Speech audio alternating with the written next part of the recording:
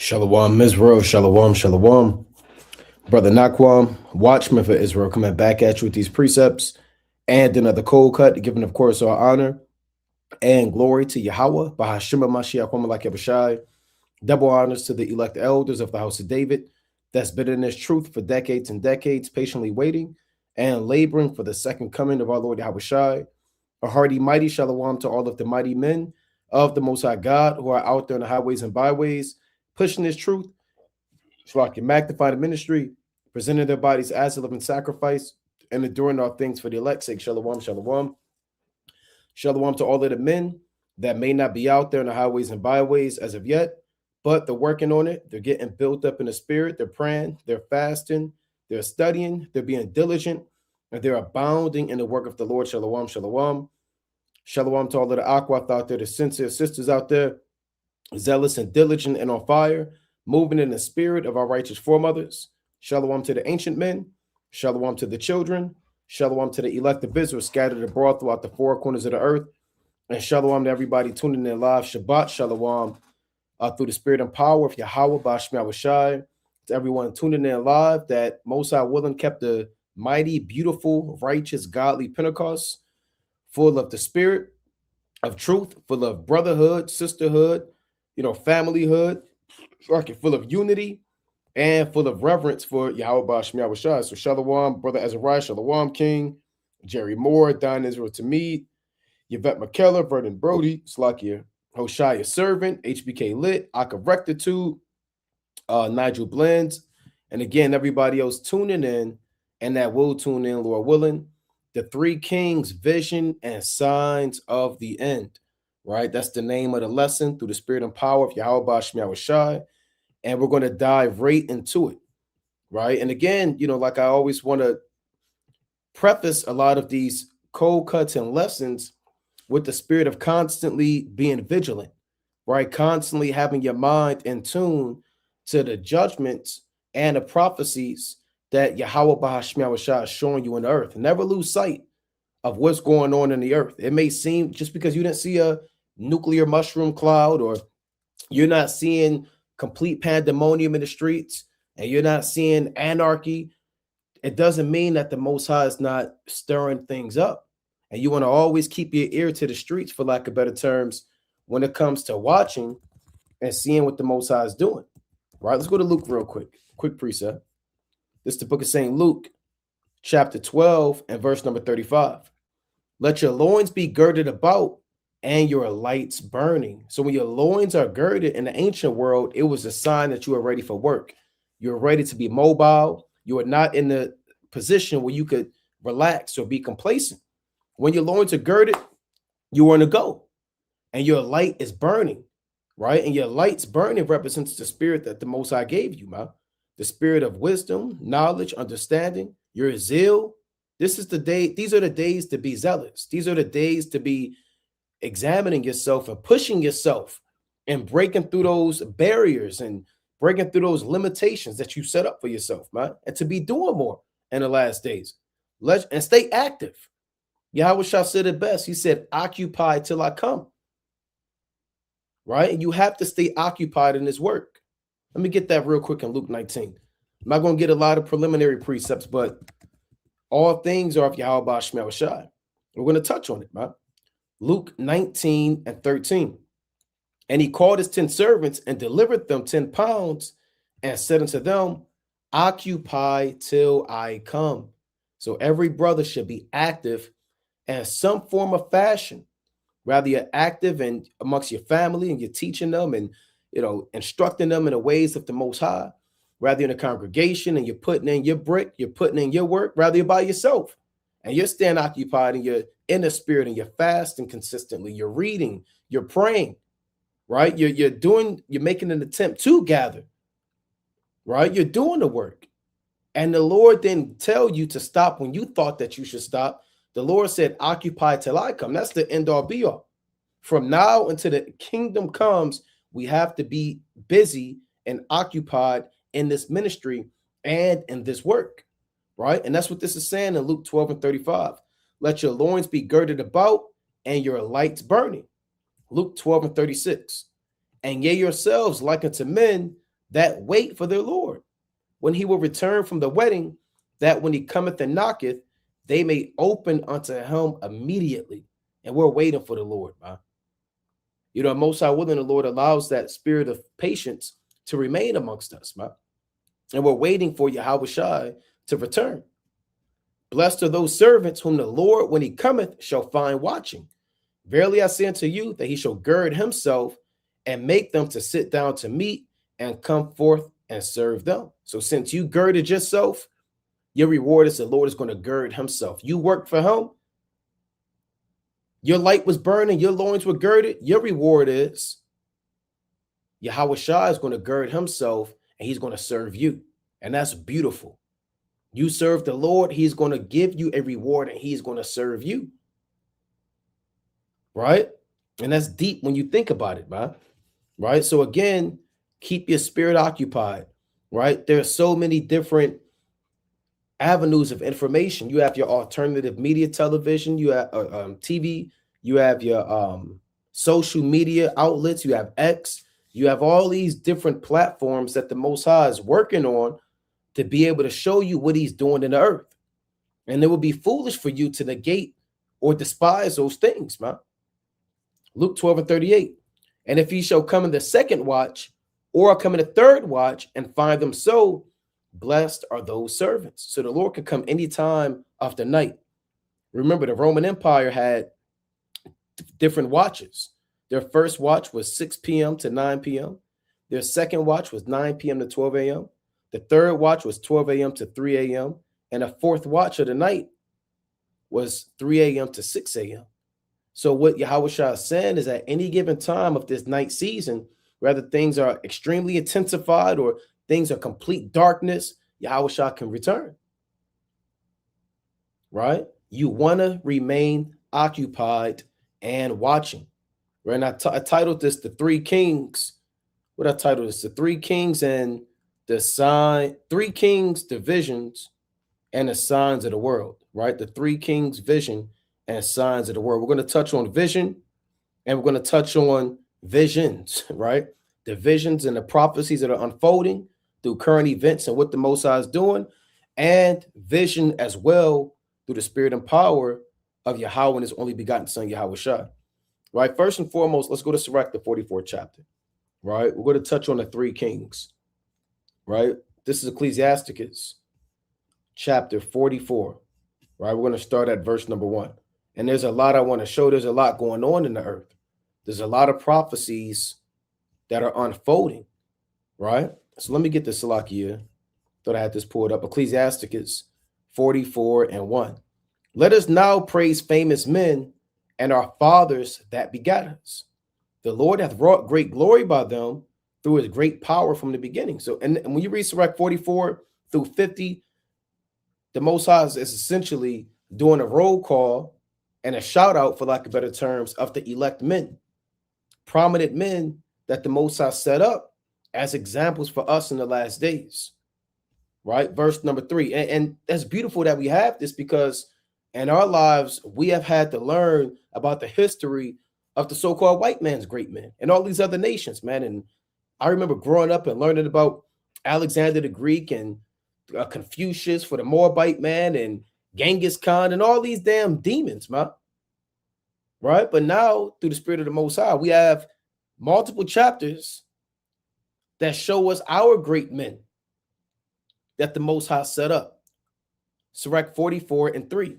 Such as did bear rule in their kingdoms, men renowned for their power, giving counsel by their understanding and declaring prophecy. So these are kings. These are men, like the Lord said, these are terrible kings, man, and righteousness, powerful men. Men who had other nations travel across the known world just to hear their wisdom. Men that brought gifts, men that brought oxen and gold, royal nations that traveled to be able to come and see the glory of Jerusalem. And this was set up by our kings by the spirit of the Most High. Verse number 4, leaders of the people by their counsels, learning meet for the people, wise and eloquent in their instructions. And yes, we have prominent leaders. We have prominent kings. You had a lot of wicked kings, but you had a few righteous kings, right? And you even had leaders that were not kings. You had priests, Jehoiada as a leader. You had other men that the Most High set up, Zadok as priests and judges like Samuel and prophets, and men that didn't wear the title of a king like Judas Maccabee, Simon. These men were also leaders of the people, right? And they guided the people in righteousness.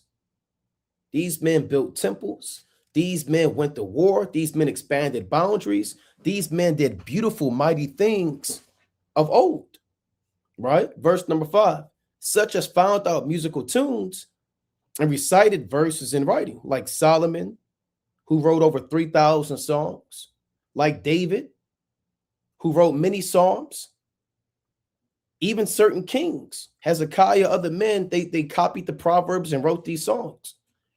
Rich men furnished with ability, living peaceably in their habitation.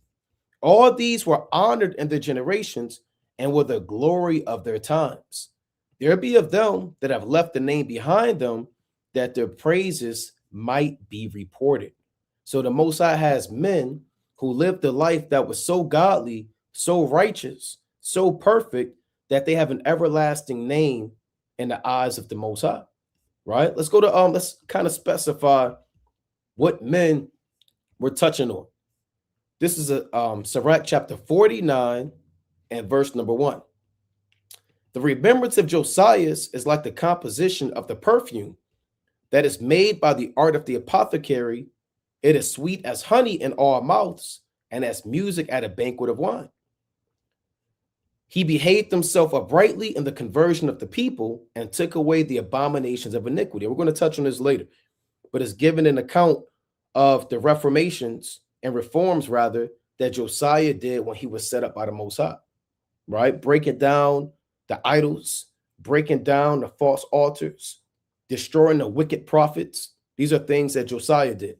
He directed his heart unto the Lord, and in the time of the ungodly, he established the worship of the Most High. All except David and Ezekias, which is Hezekiah and Josiah, were defective, for they forsook the law of the Most High. Even the kings of Judah failed. So you had many kings that were wicked. All right, when you pull up, let's pull up a list of, we'll do the kings of Judah. Right, we're not going to even touch on the kings of Israel.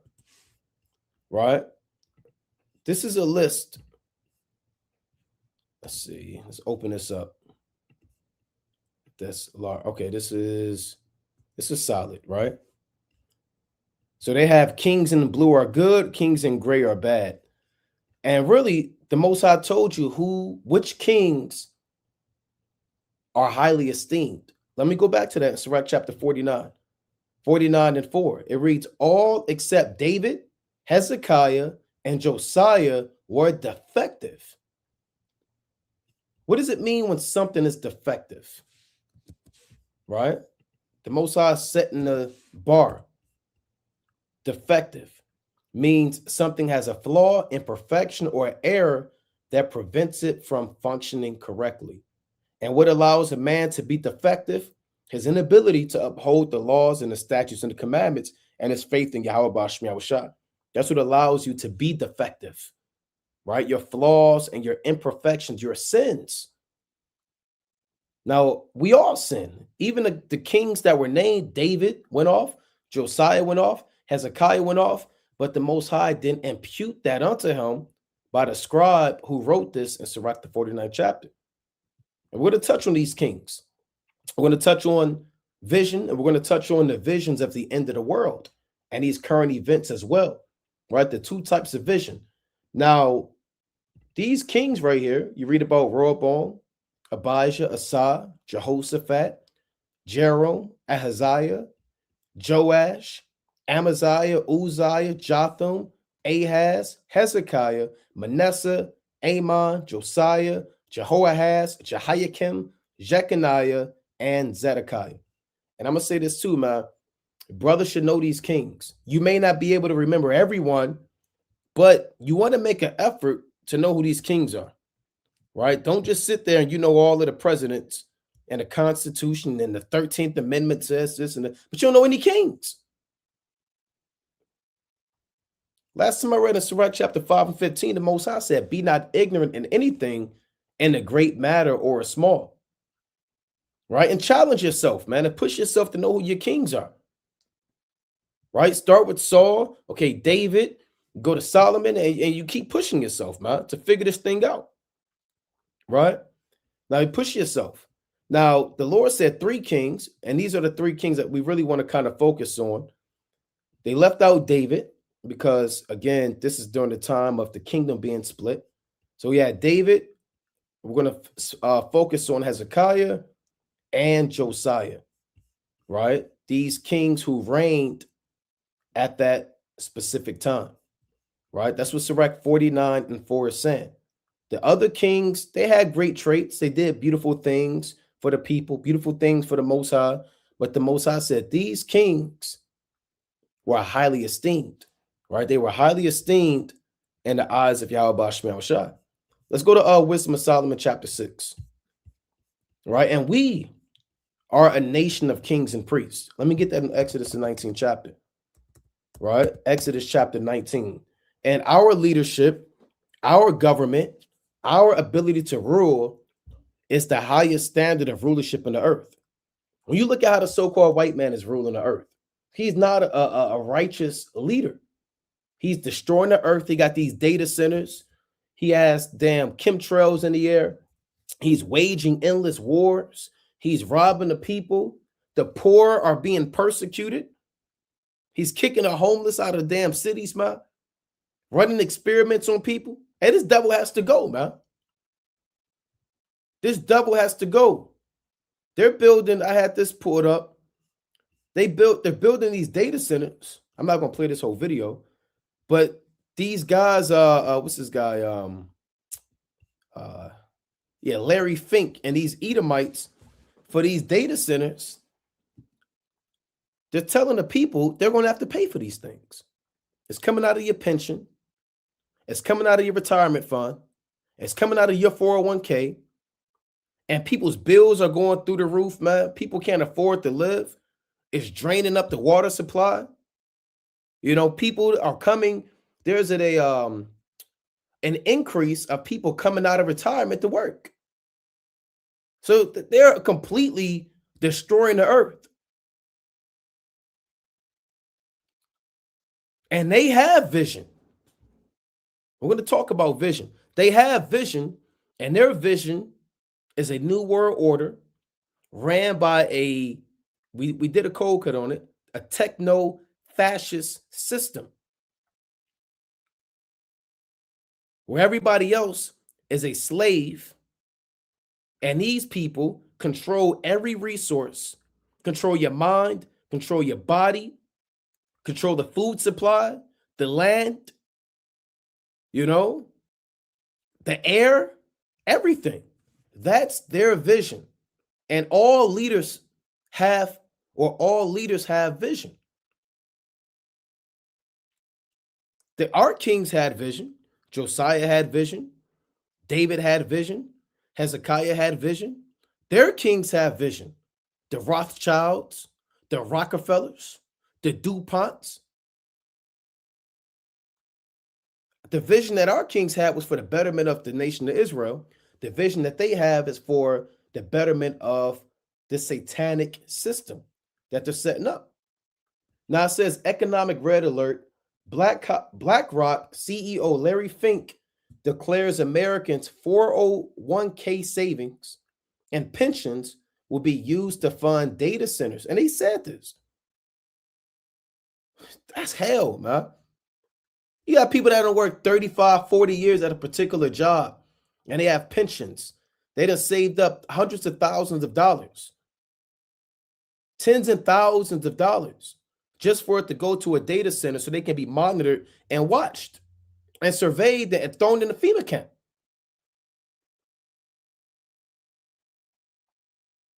So it's going to be used to fund data centers and new power infrastructure. And President Trump passed an executive order that gives billionaires unaccountable access to these funds. right? And I'm not going to play the whole thing, but you can go back and watch this and watch the interview, man. They're giving people hell. There's another one. They're putting this law in place. This is May 26th. Was that Wednesday? Sometime this week. The United States law enforcement warns of an anti-tech extremism as AI hatred grows. So if you're tweeting, you're posting about how you hate data centers, you hate digital surveillance, you hate the flock cameras.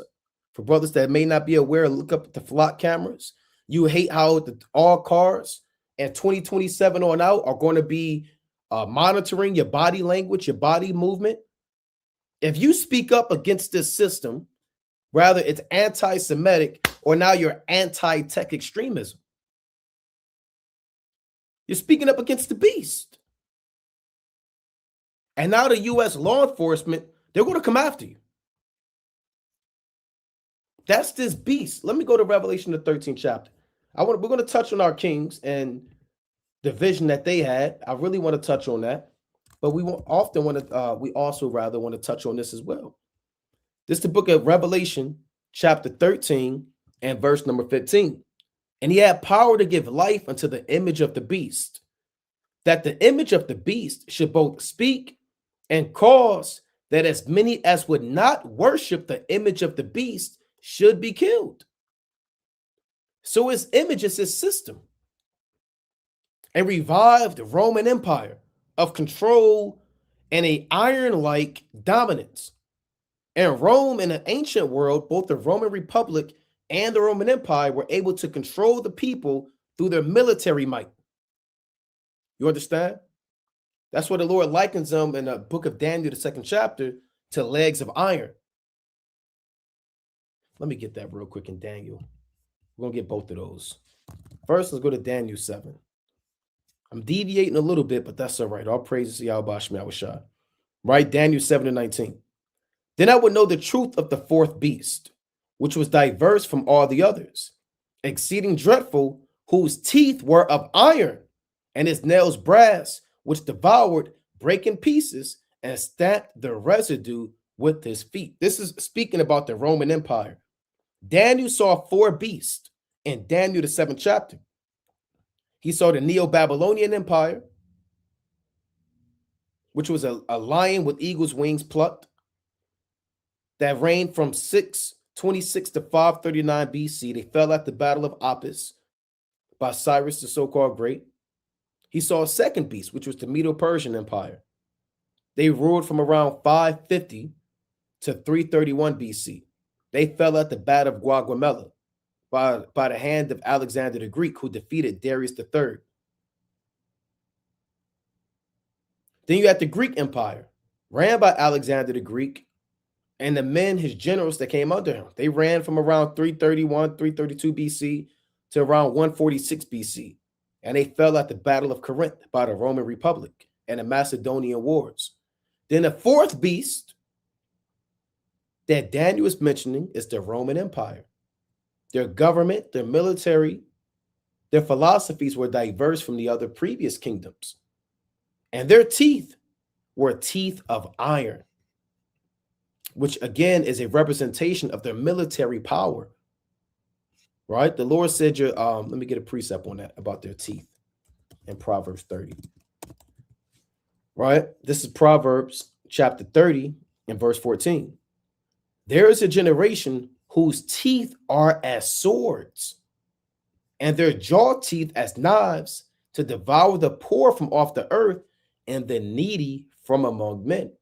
So when the Bible is mentioning the teeth of the fourth beast, it's really talking about their weaponry, their technology, their military might, to devour the poor from off the earth. Now, the Roman Empire did that by means of their physical military might. So-called white man is doing that now through his beast-like military AI system that he's setting up as well. This is a revived iron-like control, beat you down until you submit empire that they are establishing in the last days. And they're devouring, breaking in pieces all those who resist against them. So this is a new image of the beast, a revived Roman Empire. Let's go back to them, Revelation 13. And then now, yes, they have that same strong military might, but one thing that they have that the ancient Roman Empire didn't have was the high level of witchcraft and artificial intelligence to be able to control and break the people down. And all of that is part of the image of the beast. They want you to worship that iron-like empire again, full of control and dominance. And if you don't worship the image of the beast, you'll be killed, man. What does it mean to worship? It means to submit yourselves unto them. Doesn't mean somebody's literally bowing down to a literal image. It means you are complicit with the wicked laws of this new world order. You comply, you give in, and you conform to it. Those who speak against it and the vision of the so-called white man that they have, we see what's coming. United States law enforcement warns of anti-tech extremism. They're just making up stuff as they go. As AI hatred grows. This is the madness, man. Let's go to Psalms 94 and 20. This is the vision of the so-called white man. And we're going to get the definition of vision. Psalms 94 and 20. Shall the throne of iniquity have fellowship with thee, which frameth mischief by a law? And this is a rhetorical question that we know the answer to. What kingdom is the throne of iniquity? America. This is the throne of iniquity. A throne is a chief house or a chief seat where authority is established. Now, the Most High is asking, do you think that America is going to have fellowship with you? Do you think they're going to agree to you following the Most High God, prophesying on the highways and byways, repenting, keeping the commandments, not buying on holidays, not putting your children in their schools, going to camp, doing the work? You think they're going to kick it with you, man? No. The Lord said these people are evil and they're framing mischief by using laws. They have ulterior motives to break you down, and the laws are the cover-up. You don't believe me? Read the next verse. They gather themselves together against the soul of the righteous and condemn the innocent blood. Everybody that's speaking up against AI, the data centers, digital prisons, even you got Edomites speaking up against it. The New World Order, flock cameras and complete surveillance and control. They're coming after them. Let's read a little of this real quick. First, let's go to Proverbs, right? This is the vision and the plans of the so-called white man, right? Proverbs 29 and 18. Where there is no vision, the people perish, but he that keepeth the law, happy is he. So vision is guidance, where leadership provides guidance, goals, and plans to be able to better the congregation and or the people. Okay? And they're thinking ahead. They have a progressive mind. They're self-starters. They have a progressive mind, and they're looking how to elevate, advance, and provide a culture of continuous improvement to the people so they can buy into a goal and go through with committing to that goal by reasonable actions. That's vision. Okay? And you need vision. You have to have leadership that's able to see the big picture, that can step outside the box, that can say, hey, what we're doing is not enough. Let's try this. Let's do more.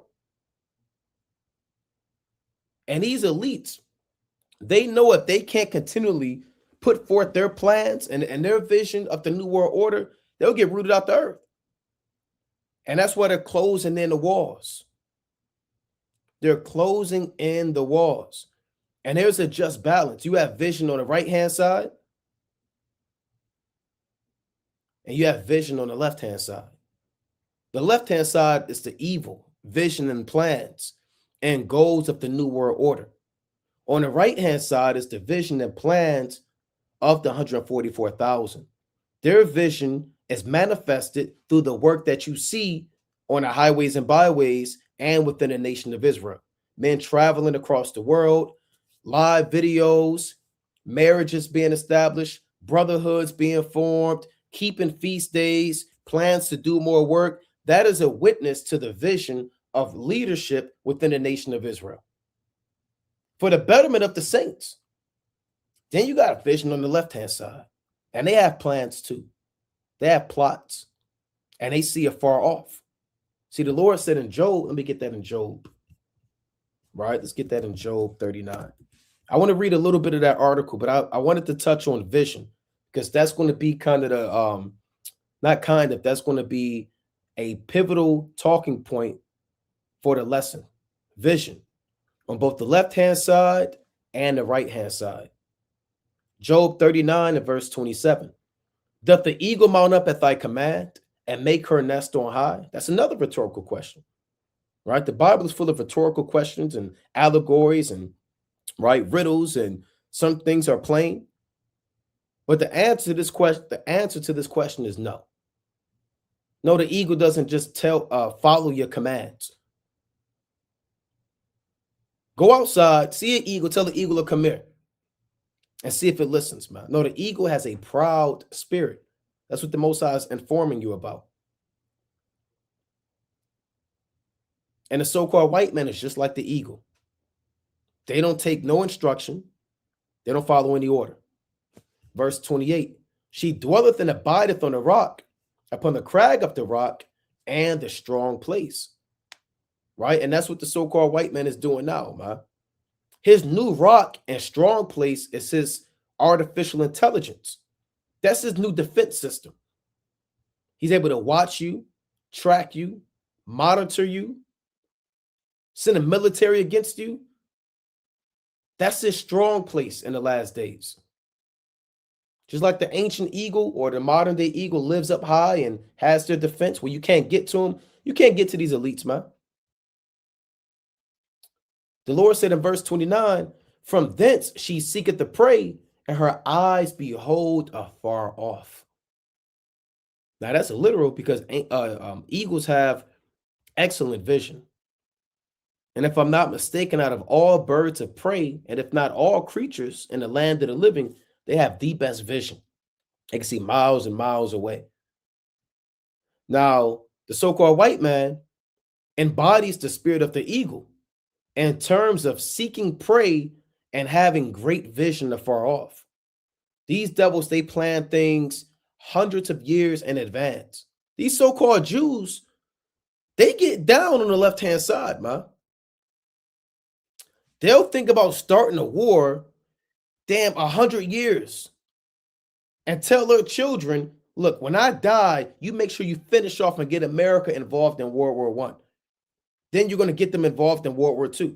They came out and said we're going to attack 7 countries in the Middle East. They said we're going after Egypt, Syria, Afghanistan, etc. And the last one is Iran. That's almost 30 plus years ago. A lot of people think this AI is just a great idea that a man came up with. And no, this stuff is planned out. And remember, what they give the public is not everything.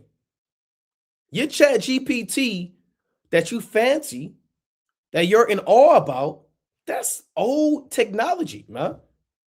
From the so-called white man. God knows what they actually have and what they're currently working on. So their eyes behold afar off. They have vision to destroy and to kill. Let me read that again. Job 39 and 29. From thence she seeketh the prey, and her eyes behold afar off. Her young ones also suck up blood, and where the slain are, there is she. So if you want to know who's murdering and killing and slaying people, it's the so-called white man. She's going to be around, right? The eagle, the so-called white man. He's not too far from any murder, bomb exploding, city being destroyed. You best believe the so-called white man was there. So let me read a little of this and we're going to move on. Again, U.S. law enforcement warns of anti-tech extremism as AI hatred grows. It reads, I'm not going to read this whole thing. Oh, you see this? We kind of touched on some of this. It reads, in wake of attacks on CEOs, a nationwide protest movement targeting data centers, and increasing concerns about AI job replacement, federal intelligence agencies and domestic law enforcement are circulating reports with a new domestic target in mind, anti-tech extremist. Right? And that's wickedness, man. Right? You're creating laws to destroy those who speak good.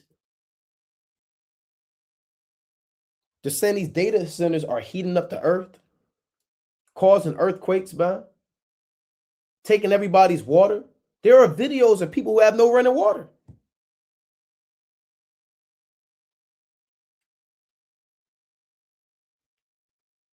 If not limited amount of water. They're taking pictures of other gas and electric bill, where at one time it was maybe, $150, $200. It's $900 now. And they're mad, man. See, the so-called white man treats the people how Rehoboam treated the people. And when Rehoboam treated the people in an ill fashion, his vision, the people broke off and rebelled. And they want the people to break off and rebel so they can come in with martial law and round up all these anti-tech, anti-MAGA, anti-Christian extremists, anti-Semitic, and throw them in these FEMA camps. They want you to rebel. More than 1,000 paid. If you don't know who Rehoboam is, you gotta go back and read 1 Kings. Okay. More than 1,000 pages of unpublished reports from the Department of Homeland Security, FBI, and fusion centers obtained by Wired show a national shift taking place to surveil this new and worryingly broad category of people and activities deemed an emerging threat. They're saying you're a threat, and they got this data center out there in Utah that these people are protesting against. This new effort follows President Donald Trump's National Security President Memo 7, which we've touched on before, which instructs the Department of Justice to target anyone holding an anti-American, anti-Christian, and anti-capitalism beliefs. Basically, for us, if you're in the truth, you say that you're an Israelite, you're going to be targeted. I mean, it is what it is. It's too late. Anybody thinking about leaving, okay, let me delete my Instagram. Let me throw my... They know who you are. It's too late. Ain't nowhere to run. Present your body a living sacrifice. It reads, earlier this month, Trump's counterterrorism czar, Sebastian Gorka, released a public counterterrorism strategy claiming that left-wing extremists are one of the 3 top counterterrorism priorities facing the United States. So I'm not going to read this whole article, right? But this thing is intense. It's getting real, man. So if you're not anti-Semitic, then you're anti-tech extremist. If you're not anti-tech extremist, then you're anti-MAGA. You're anti-Christian. You're anti-capitalist, which all in all goes back to Revelation, the 13th chapter. You're anti-beast. Either you're for the beast or you're anti-beast. Let me get this in 1 John. Right? Either you're for the beast or your anti-beast. I want 1 John 5. Salaki, I believe that's what I want. Right? Bear with me. You're for the beast or you're against the beast. And that breaks down to two common spirits. It wasn't Salakia. 1 John 4. I was looking right past it. 1 John chapter 4 and verse number 4. It reads, ye are of God, little children, and have overcome them, because greater is he that is in you than he that is in the world. Right. So the spirit of Yahweh Bashmel shine inside of us that allows us to know the truth, to have wisdom, to know what's going to happen in the end of the world, to know who our enemy is, to have that faith. What's inside of us is greater than what we see. So you can't fear the threats of the so-called white man. Remember, he's just a man. He's just dust and ashes. Remember how many men came against our fathers and got put to death. Remember what happened to Goliath, Nicanor, Haman. Remember these damn demons, man. What was inside of David was stronger than Goliath. David's flesh wasn't stronger, but the Most High inside of him was stronger. How many times have we been outnumbered in wars? But what was inside of us is always stronger than them. And that's how it is in the last days, man. Even remember, Elisha told his servant, he said, there are more that's within us than that's with them. And the Lord opened the eyes of his servant, and he was able to see all of the angels and the chariots round about them. So never forget that. A lot of times brothers forget what's in them. Huh? The Most High is in you. Right, let me read it again. 1 John 4 and 5. Ye are of the Most High, little children, and have overcome them, because greater is he that is in you than he that is in the world. They are of the world, therefore speak they of the world, and the world heareth them. Right? And the world is hearing them. Some people are for this, man. They're for the New World Order. They believe that their lives that they live is not enough. And they really believe there are people on the earth that really believe that the so-called white man can help them live a better life. That all this artificial intelligence, their New World Order, this new beast techno-fascist system is going to help them live a lot better. They're going to have food. They're going to have their own house, enough money. They don't have to work. People are looking at this like, I don't have to work. They're taking over the jobs. They're doing this. They love this world. But what does 1 John 4 and 6 say? We are of the Most High. So we're not of the world. We are of the Most High. He that knoweth God heareth us. He that is not of God heareth not us. Hereby know we the spirit of truth and the spirit of error. And those are the two top spirits on the earth, cut and dry in the last days. Well, brother, what about the spirit of lust? What about the spirit of rebellion? That falls under the spirit of error. Either you're in the spirit of the truth or the spirit of error in the last days. There's no straddling the fence. There's no gray area. There's no kind of both. No. Either you're worshiping the beast and you're in the spirit of error, or you're worshiping the Most High and you're in the spirit of truth. Right? Or you're in the spirit of truth. Now, let's go to the book through the spirit and power of Yahweh Bashmer Shah. Let's go to Wisdom of Solomon, chapter 6. Right? Wisdom of Solomon, chapter 6, and verse number 1. It reads, now as we go through this, man, think about the world that we currently live in and these wicked rulers and powers that be, and then think about some of our righteous forefathers as well, right? And see which ones have the spirit of truth, who has the spirit of error. Wisdom of Solomon 6 and 1. Hear therefore, O ye kings, and understand. Learn, ye that be judges of the ends of the earth.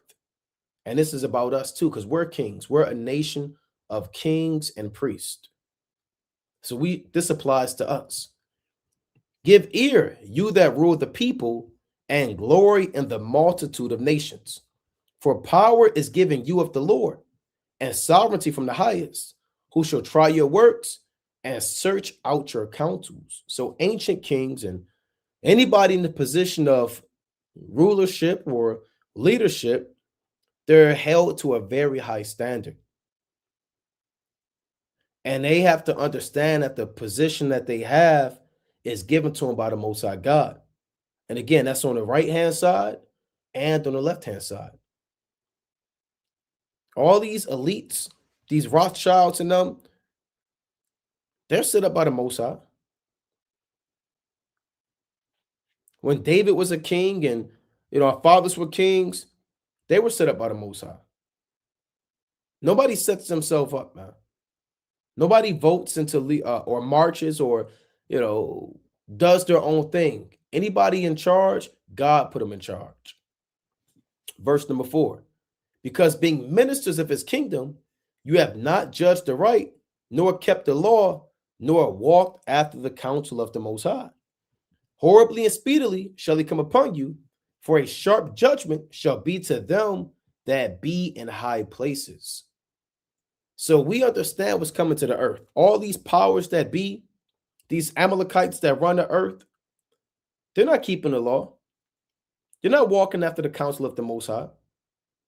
They're fulfilling their own vain belly. And the Most High said, horribly and speedily is he going to come upon them, because a sharp judgment is going to be to them that be in high places. A sharp judgment shall be to them that be in high places, meaning positions of authority, right? Positions of authority.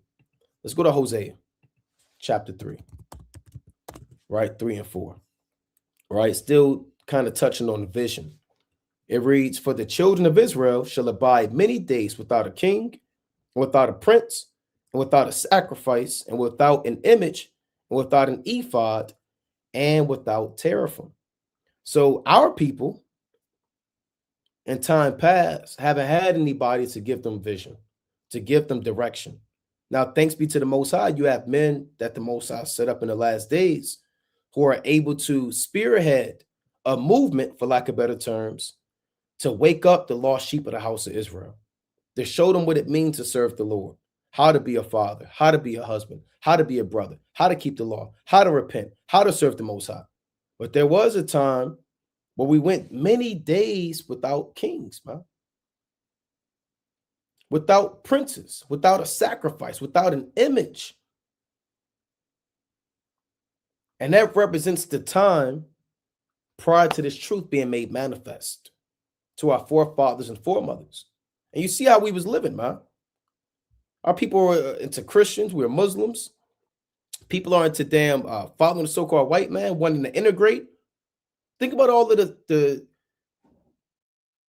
goals that our people thought was the right thing to do prior to the truth being made manifest.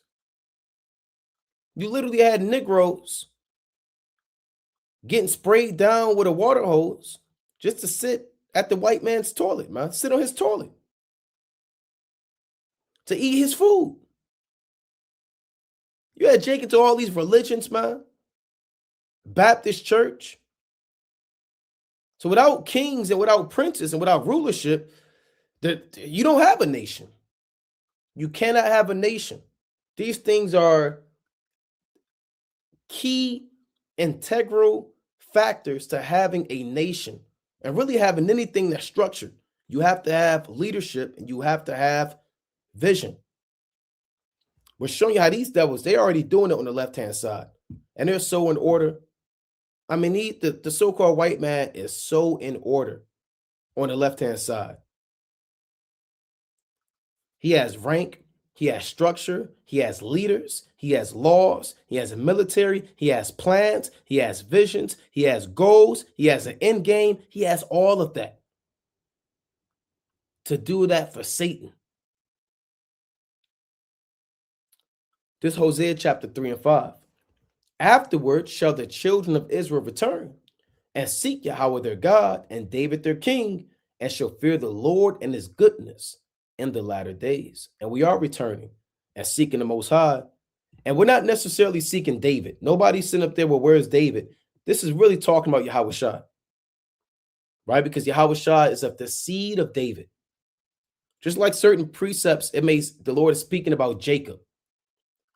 Jacob shall not wax pale. Jacob this. It's really not Jacob, the man. It's really talking about the nation of Israel. Just like when it says David and certain prophecies, it's really talking about Yahushua. Because that's who we're seeking, right? Who's sitting on the throne of David. Let's go to 2 Chronicles 15. The 2 Chronicles chapter 15 and verse number 3. Now for a long season, Israel hath been without the true God and without a teaching priest and without law. And think about how we were, man, in the time of a beautiful book to understand and read is Judges, right? I didn't have that precept written down, but I'm going to get it, Lord willing. How were we living in the time of Judges? That was hundreds of years of confusion without the true God. Even a brother that may be a father, you have to have vision for your family. I remember even in the world, man, my pops, he would always say, always have a plan. What is your plan? As a father, you got to have vision. Where are you going to direct your family? Are y'all going to all be in this damn one bedroom apartment? You got 4 kids, y'all in a 1 bedroom, 600 square foot apartment. Brother, are you always going to work at the car wash, man? Where's your vision? And the truth from a spiritual side. Are you ever going to grow? Are you going to teach your wife? Are you going to build up your children? What is the goal for your children this year? What do you want them to learn? Where do you see where do you see your wife growing? Where do you see yourself? You have to have this mind in the last days. If you don't have that mind, you're going to fall off. And if you're not growing, you're decaying. If you're not growing, you are decaying. And you can only grow if you have strong vision. During these days, it says, now for a long season, Israel hath been without the true God and without a teaching priest and without law. And you see again how our people lived prior to this truth. Completely distraught, completely destroyed, completely broken apart as a nation of people. Right? No question. No question. Let's go to Lamentations chapter 2 and 9. Lamentations chapter 2 and 9. It reads, her gates are sunk into the ground. He hath destroyed and broken her bars. Her kings and her princes are among the Gentiles. The law is no more. Her prophets also find no vision from the Lord. You see that? Now, this is twofold. This happened during the days of the Babylonian siege of Jerusalem in 586 BC, late summer of 586 BC. But this is talking about these days. Our gates are sunk into the ground. Our leadership, our defense, our bars are broken. We have no structure. We have no family structure. We have no unity. We have no community as a people. Her king and her princes are among the Gentiles. Aren't we among the Gentiles? That's Deuteronomy 28 and 36. Your king is going to go into captivity. We're in America. We're in Haiti. We're in Jamaica. We're in England. The law is no more. Our people don't know the law. And her prophets find no vision from the Lord. And we just read the precept in Proverbs chapter 29 and 18, which I'm going to get again. The Lord said, where there is no vision, the people perish. Remember, the visions from the prophets provided hope to the people. It gave them direction. It gave them a sense of purpose. And without any vision, it's as if the Most High, he talked directly to the prophets. So if the prophets ain't getting, if they cut their line of communication, is cut off from the Most High, then the people are cut off from the Most High. That's how it works. The Most High don't have, people always say, well, where's your personal relationship? Okay, the Most High he deals with everybody differently, but his direct line of communication is by the prophets, right? It's by the prophets. And we want the Lord to raise up more prophets. Let's go to First Maccabees. Slakia. Actually, I wanted to get this again in Proverbs. Let me read it one more time. Proverbs 29:18. Where there is no vision, the people perish, but he that keepeth the law, happy is he. Now ask yourself, do you have vision? Because again, this devil got vision, man. We're showing you he got plans, he got plots. Don't let this devil have more vision on the left-hand side than you have on the right-hand side.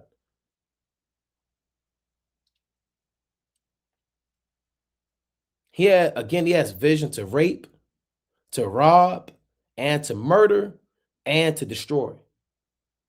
Do you have vision?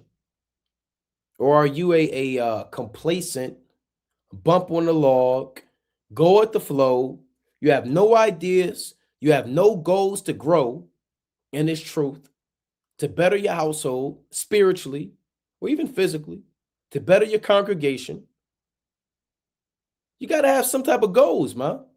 You have to have a spirit of achievement, man. The word we used in the previous Sabbath service was ambition. We used that word. Don't be content. Let me qualify this. Don't be content with the level that you're on now, right? You should always want to do more and level up and grow. And you brothers that are leaders, no matter what camp you in, you have to bring vision to the congregation and to the table. Otherwise, you're not growing. And if you're not growing, you're decaying. And it's only a matter of time. It's only a matter of time. Let's go to I had another precept in mind. I want to go to First Maccabees. Right? First Maccabees chapter 9. Now, this is after Judas Maccabees gave up the ghost. Right? First Maccabees chapter 9 and verse number 22. It reads, as for the other things concerning Judas and his wars, and the noble acts which he did in his greatness, they are not written, for they were very many. Now, after the death of Judas, the wicked began to put forth their heads in all the coast of Israel, and there rose up all such as wrought iniquity. You see what happens when there's no vision, no leadership? The wicked kind of pop back up. That's like when you was in the world and this devil school system, the teacher lead a classroom, all hell start breaking loose, man. It's fights, dice rolling, wickedness. So when Judas died, all of the wicked came back up like, damn, okay, nobody's going to hold us accountable. Nobody's going to hold us to the law. We can do what we want to do. We can sin. We can eat pork.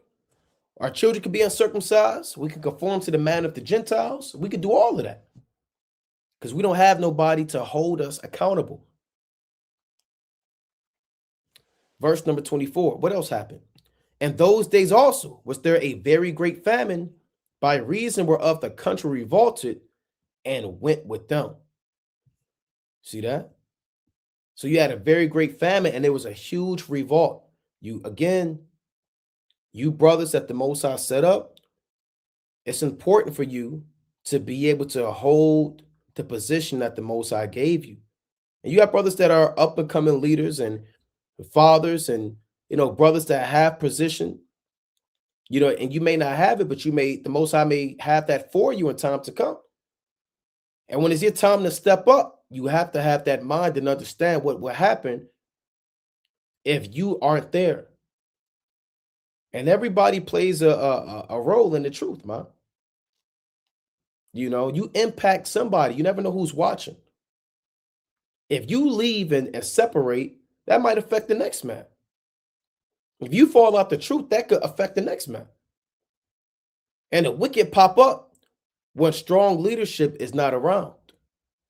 Right? You see that all the time. Let's go to 1 Maccabees 12. Right? 1 Maccabees chapter 12 and verse number 53. Now, this is after Jonathan died.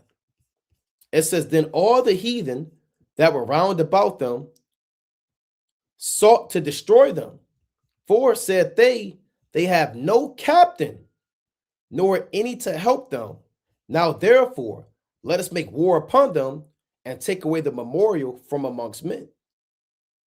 What do you think Psalms 83 is about? Well, all of the nations conspire to destroy us. Psalm 64. They say, man, they don't have no king. They don't have no ruler. They sinned against their God. They don't have no priest, no temple. It's game time. The Lord said, for they said they have no captain, nor any to help them.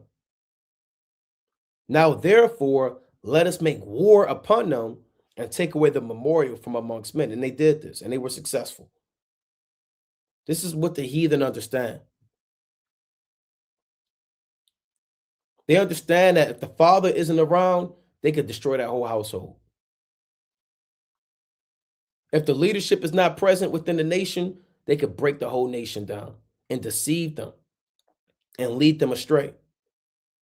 If the men of the Lord aren't out there building up the nation, then they could destroy it. You understand? So that's why it's important, again, for brothers to understand how important it is, again, to have vision for your nation, to have a sense of urgency, to have a sense of achievement, ambition, growth. Because you see how the heathen look, man, when you're complacent and when you're slothful. They always ready, man. And one thing about Satan is he don't stop. He don't take days off. As soon as you take your hand off, your foot off the gas, he coming after you. Right? He's coming after you through the spirit and power of Yahweh Bashmi Awashai. Let's go to Psalms 94 and 16. Right? Psalms chapter 94 and 16. It reads, who will rise up for me against the evildoers, or who will stand up for me against the workers of iniquity? And who's going to stand up in the last days? Who's going to get out there and teach the people to repent? Or who's going to just stay at home and sit on the couch and they're at their office chair? Who's actually going to get up and do something, man? The Lord is asking, who's going to rise up for him? Then the Lord rise up for you and bring you to this truth, man, and send his son to die for your sins. You can't rise up for the Most High. You have brothers that just watch the videos, primarily for entertainment, just to see us get on the so-called white man. But you're not out there. You don't even have a mind to go out there. Your mind might not even go that far to do anything for your people. We gotta get out of that mindset of just limiting yourself, man, or being slothful. Some people don't even limit themselves consciously. They're just slothful. And the Lord is telling you to rise up, man. Do something. You know, you may not know 15,000 precepts. You don't have to know 15,000 precepts to rise up for Yahweh Bashmi Awashai. You don't have to know all of the breakdowns. You don't have to know all of the parables. You don't have to have a mega mind memory. You could put your brick in some form of fashion. You could put precepts on a comment board. People give alms. Some people give food. Some people make garments. Some people share a video. That's enough. You share a flyer, you share a post, you share a video, share the link. You cook at the feast days. Some people might clean up. Some people hold post. Some people are good with technology. You got to rise up in the last days. It's fourth quarter. These devils, they got it, all these damn devils rising up, man. You got Esau walking around with damn live streaming, calling people niggers. These Edomites are emboldened in the last days. And Esau said, look, y'all rise up because we're accepting this. You know? They're giving a green light for these so-called white men to just go around and harass and rape, rob, and murder. But Jay can't stand up and read one precept or go out and do the work. It's a time to examine ourselves, man. Right? Examine yourself. Do you have vision? Right? Let's see. What does it mean to have vision? Right? Having vision means possessing the foresight, imagination, and strategic mindset to see beyond the present moment. It is the ability to visualize a desired future and formulate a roadmap to turn that mental picture into tangible reality. Right? So you can't live in this present moment. You got to visualize. And not just visualize and rest there. What are you going to be able to do to turn that vision into reality? You might say, look, I want to grow as a teacher. Well, what are you going to do about it? Where do you see yourself? People can ask that, they can answer that question for the so-called white man on the interview. This damn devil asks you, where do you see yourself in 5 years? And you're just making up stuff, man. Where do you see yourself next week as an Israelite? Are you going to be upping your fast, increasing your reading, getting your spirit right, man? Doing the work, traveling?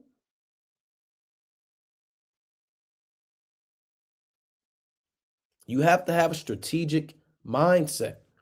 And our righteous kings, our righteous forefathers, they did, man. They had that through the spirit.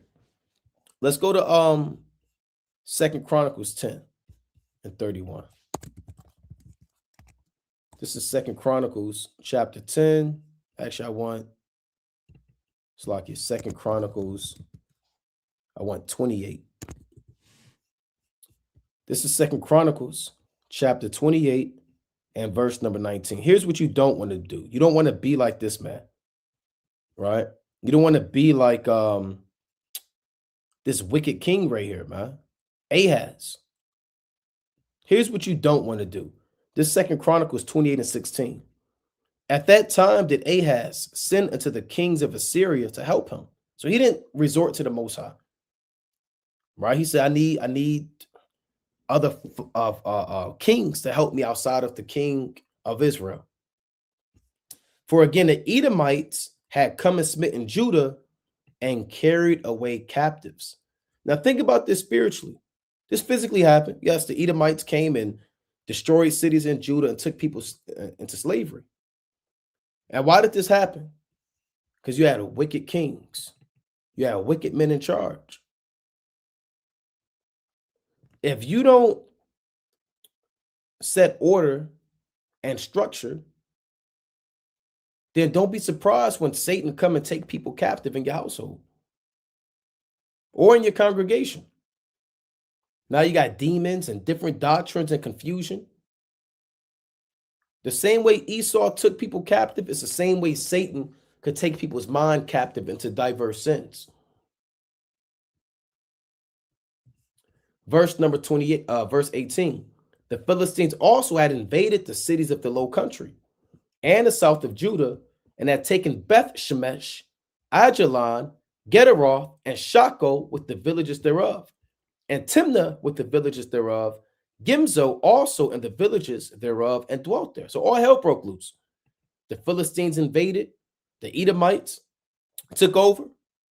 For the Lord brought Judah low because of Ahaz, king of Israel, for he made Judah naked and transgress sore against the Lord. You see that? This king is the reason why Israel fell, because he made them naked, man. Which means he stripped them of vision, understanding, wisdom, righteousness, the commandments, and brought them into sin and brought them into confusion. Right? That's what he did, man. Now you had men like David, which we're going to touch on. Let's go to First Chronicles 28. David is a man that had vision. David is a man that had a mind to do the work. David is a man who thought about a future state for his people. Not just the current state, the future state. Again, these devils, they're thinking about a future state. Right? They're thinking about a future state. And they got some stuff lined up, man. Right? They're looking to, let me pull this up real quick. Where is this at? Look at this. Trump administration drawing up plans to stop processing international flights. They still cutting off flights. They cut off Spirit. They cut off JetBlue, cutting off United. And now they're trying to cut off international flights. This is not an accident. This is part of their vision, part of their plan. To put you in these 15-minute cities. And he said only the elites are going to be able to fly. You know, if we were still to be here 50 years from now, you'll be telling your grandchildren about flying, and they wouldn't believe you. Because nobody's going to be flying unless you're some elite technocratic demon. You're going to be confined to your city, eating damn worms and fake damn meat grown in the lab. So again, these are the plans of the wicked. It says the Trump administration has threatened to stop processing international flights in major cities around the country as a reaction to protests against immigration enforcement. So people better enjoy that traveling while they can, man, because they shutting this thing down. They're shutting this system down. They're building up the data centers. They got the concentration camps.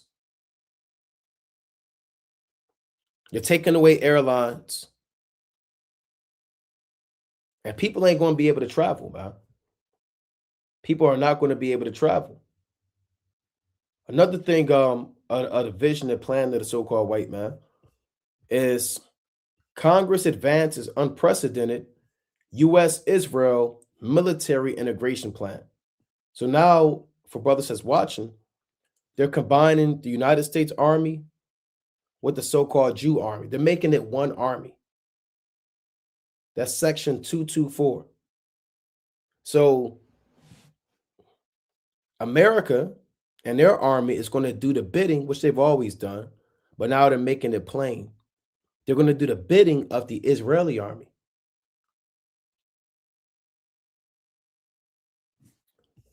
And this is a big deal, man. This is a big deal.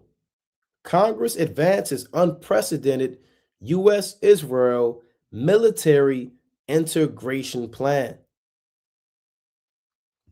So whatever them so-called Jews want, America, like they've always been, they're going to be their slave. Even if it's against NATO, other NATO countries' will, America has to be complicit with this. Why did Congress put it forth? Because the people in Congress are paid off by the so-called Jew. Now, there was another article I wanted to get on this Section 224. Let's see, U.S. Israel. Yep, look at this. This is one I had. Congress quietly moves to integrate U.S. and Israeli militaries. Imagine that. Fighting side by side with a small hat.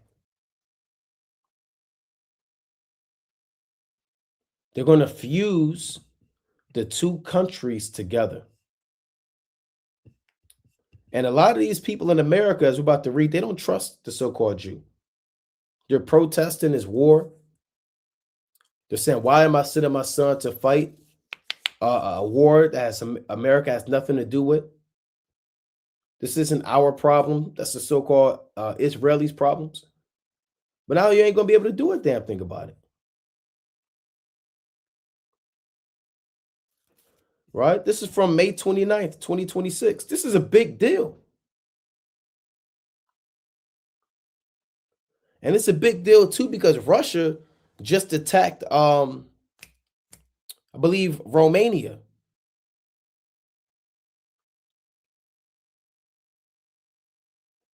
So a lot of these countries, man, this thing is stirring up. This is stirring up. It reads, at a time when the American public is expressing unprecedented levels of distrust in the Israeli government, Congress just proposed tying the U.S. to the Israeli military more than ever before. Basically, it's one army, right? You got like the United Nations and NATO. This is a new military alliance. Next level beast work. Buried in the House's version of the 2027 National Defense Authorization Act, released on Tuesday, is Section 224 entitled United States-Israel Defense Technology Cooperation Initiative. The provision would arguably do more to intertwine the U.S. military with the Israeli military than the more than $200 billion in military assistance Israel has received from the U.S. since its founding in 1948. So think about Jacob's trouble, persecution. You speaking against the so-called Jew, their military is going to tell the army in America to come after us. It's going to be outside of the will of the president, which really he has no power, but I'm just saying that anyway. It's going to be outside the will of Congress. Their military is now controlled and puppeteered straight up by the so-called Jew. So they're not going to be following orders of American generals and sergeants. They're going to be following orders of these Israelis, man. And they're going to tell them what to do and when to do it, and they're going to do it. Right? Now, there's a little bit more I want to touch on this. It reads, this whole thing. Let's see. Look at this. It also proposes network integration and data fusion. In other words, the United States military data could soon be the Israelis' military data. So all the tracking, who's anti-Semitic, who's anti-MAGA, who's anti-tech, who's an Israelite, all their files from the Pentagon, from the CIA, from the FBI, etc., all of that is transferred and now it's owned and ran by the so-called Jew. It's ran by the so-called Jew. So this is further prophecy unfolding that lets us know that Jacob's trouble is inevitable. You know? And the military is now being controlled by Amalek. Straight up, the dragon is being controlled by the so-called Jew. You know? So these devils, man, they're moving. And they're doing this in secret while the world is worried about the NBA finals and who's going to do what and what rappers are beefing and who dropped this album. This devil is moving fast. He is moving fast. And his visions and his plans to disrupt and destroy the earth. Right? Let's go to our fathers and their plans, man. This is 1 Chronicles 28:1. And David assembled all the princes of Israel, the princes of the tribes, and the captains of the companies that ministered to the king by course, and the captains over thousands, and captains over the hundreds, and the stewards over all the substance and possession of the king, and of his sons with the officers, and with the mighty men, and with all the valiant men unto Jerusalem. Because remember, David, he wanted to build the temple, but he couldn't build the temple because the Most High told him that he shed too much blood on the earth. He was a man of war, he shed too much blood, and the Most High said, you cannot build the temple. Did that stop David from figuring out what else can I do? A lot of brothers, just because you can't do something, you don't do anything. Well, I can't teach. I might as well not go out and do the work. I can't, I'm not a reader, or I might as well not do this. No, man. David's mind was completely different. He didn't limit himself because the Most High told him not to build the temple. He said, okay, I can't build it, but you know what? I could draw it. I could lay it out. I could provide resources and gold and silver for it. I'm not going to take, not that he said I'm not going to take no for an answer, but in his mind, he said, look, I got to do something for the Lord. Right? This First Chronicles 28:2, and that's what men and leadership and visions do, man. They may hit a roadblock, and you say they come up with a plan to break through that roadblock or go around that roadblock, man. But they won't allow that roadblock to stop them. There's always more to do. First Chronicles 28:2. Then David the king stood up upon his feet and said, hear me, my brethren and my people. As for me, I had in mine heart to build an house of rest for the ark of the covenant of the Lord, and for the footstool of our God, and had made ready for the building. But the Most High said unto me, thou shalt not build an house for my name, because thou hast been a man of war and hast shed blood. And I'm sure David was disappointed. Man, I wanted to build a house for the Lord. I wanted this to go down this way. Most High told him no. Did that stop him? Did Moses stop serving the Lord because the Lord told Moses, you're not going to the promised land? Moses begged. The Most High said, don't ask me again. But Moses still did the will of the Most High to death. That's what leadership is about. You might hit a roadblock again. You might hit a standstill, but a man of vision and a man that serves the Lord, that's not going to be the end or be all for him. Right? Verse number 4, he's going to think outside the box. Howbeit the Lord God of Israel chose me before all the house of my father to be king over Israel forever. For he hath chosen Judah to be the ruler, and of the house of Judah, the house of my father, and among the sons of my father, he liked me to make me king over all Israel. And for all my sons, for the Lord hath given me many sons, he hath chosen Solomon my son to sit upon the throne of the kingdom of the Lord over Israel. Now I want to jump down. This is verse number 11. Then David gave to Solomon his pattern of the porch, and of the houses thereof, and of the treasuries thereof, and of the upper chambers thereof, and of the inner parlors thereof, and of the place of the mercy seat. So David then built the temple, but the blueprint of it was designed by David. And that's beautiful, man. That's beautiful vision. The Most High didn't ask David to do that, man. That was something in David's mind. And he didn't have something he wanted to do for himself.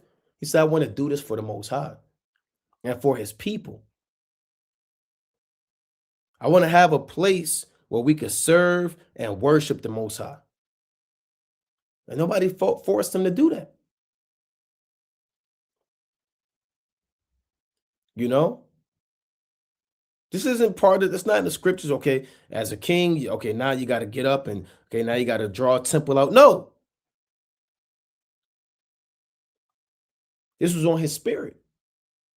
Now, what's on your spirit for the Most High, man? What are your plans? How far does your mind go? Where is your vision at? First Chronicles 28 and 12. And the pattern of all that he had by the Spirit, of the courts of the house of the Lord, and of all the chambers round about, of the treasuries of the house of God, and of the treasuries of the dedicated things. You see what spirit this man was in, man. That's a man you want around you, right? A man that's going to help and a man that's going to do the most. And you don't even have to ask him to. That's vision. That's leadership. That's, again, that word we talked about, ambition, or it's called drive. Right? Let's see. I want to drive. Okay, let's see. What does it mean to have drive? We'll type that. To have drive. Having drive means possessing a powerful internal force that propels you to pursue goals, overcome obstacles, and take action. David had drive. This truth is not just, okay, I got to know all of the in-depth breakdowns. I got to be the number one Israelite on the earth. No, you got to have drive, man. You got to have a spirit to do more, for your people. We should all be asking ourselves, what more can we do for our households and for the people? Here's where we're at right now. Here's what I want to be in time to come. Right? Here's a 1 week plan, 2 week plan. 30 days, I'm going to be like this. Okay, I see myself 60 days. Here's what we're going to do. We're going to overcome this obstacle. I'm going to move out of this apartment, right? I'm going to begin to read this chapter. I'm going to read the Old Testament by this time. Set those goals, man. Set them challenges for yourself. Have drive. Stop just waiting for the video to drop. Make a video. You can make a video. Oh, brother, I don't know Revelation, the 19th chapter. You don't have to know Revelation, the 19th chapter to make a video. Oh, brother, I don't know if I could do it for 2 hours. Your video don't have to be 2 hours. It could be 5 minutes, 10 minutes. Oh, brother, I don't know, it's far. I can't travel all the way out there. It's 10 miles. I don't have a car. Take the bus. Schedule an Uber or a Lyft. Catch the train. Oh, brother, that's 10 blocks. Walk. Well, it's a feast day. I can't cook. Learn. Well, I don't have any garments. Hey, figure it out, man. I don't have enough. Get another job.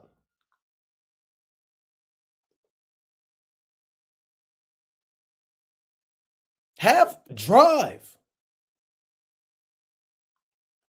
Let me read a little bit more about this. Unlike extrinsic motivation, which relies on outside rewards like money or praise, drive comes from within. See that? Self-motivated, a self-starter. It is often tied to a personal passion or a greater sense of purpose. And that's what David had, man. David is what you call a self-starter. David is a man who had passion. Your passion in this truth, man, should drive you to want to serve the Most High, to have alarms, to have a schedule, to have goals, to have action plans, to have a roadmap,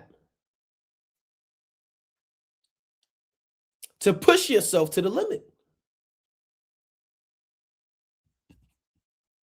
That's the spirit that David had. And he had a beautiful layout for the temple. You know how much thinking that takes, man? How much math and engineering and understanding you have to deal with the schematics and the measurements, and that was in his spirit. Let's read more about this. First Chronicles 28 and 13.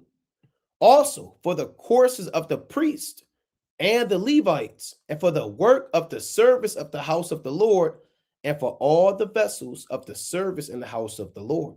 So he also set up the priesthood. Okay, we're going to have this many priests, and these men are going to sing here. I mean, he was into this thing, man. And I'm going to tell you something. One thing about a Judite, as your fellow Judite, one thing about Judah is when Judah really get into something, they really get into it. They really lock in. I'm not saying the other tribes don't, but Judah got something in their mind where they really lock in. They want to do something, and it's their passion. They go hard at it. You know, you take on this hobby, you want to learn this, you do this skill, you want to figure this out. You know, it's the other tribes do it too, but we're speaking about David, a Judite. He was locked in. After he did the blueprint for the house of the Lord, he was so locked in. He said, okay, but what about the priest? I have to come up with a 24 courses of the priesthood. Who's going to do this offering? Who's going to do this?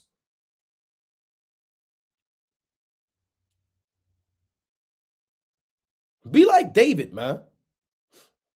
First Chronicles 28 and 14.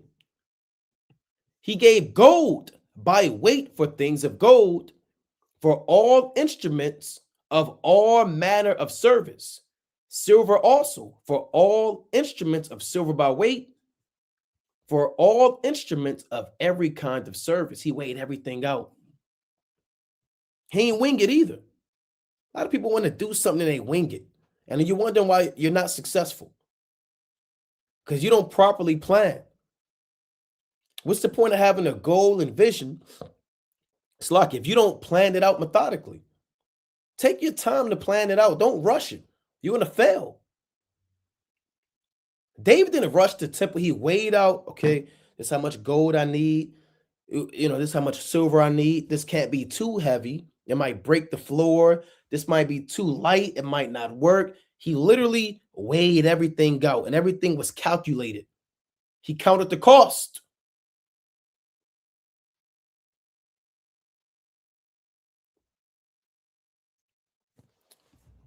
Even the First Chronicles 28 and 15, even the weight for the candlesticks of gold, and for the lamps of gold, by weight for every candlestick, and for the lamps thereof, and for the candlesticks of silver by weight, both for the candlestick and also for the lamps thereof, according to the use of every candlestick. So for all the menorahs, he weighed out how much gold is going to be to make it.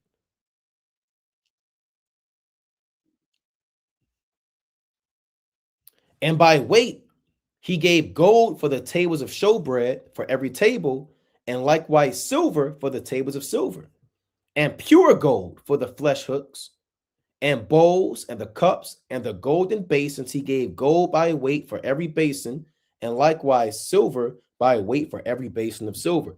Now, one more thing about this is not only did nobody ask David to come up with this idea, David didn't ask anybody to supply the resources to get this thing done. So this all came out of David's expense. And a lot of people don't want to do stuff because you're too reliant on other individuals to get it done. You're always waiting on that ride, or you're always looking for a handout, or you do it. Can't nobody do it but you. David didn't have to wait on nobody. He did this, man.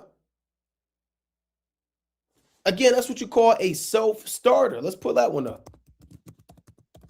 You won't accomplish anything because you're always waiting on somebody to come and help you. You got to want this thing and do it, man.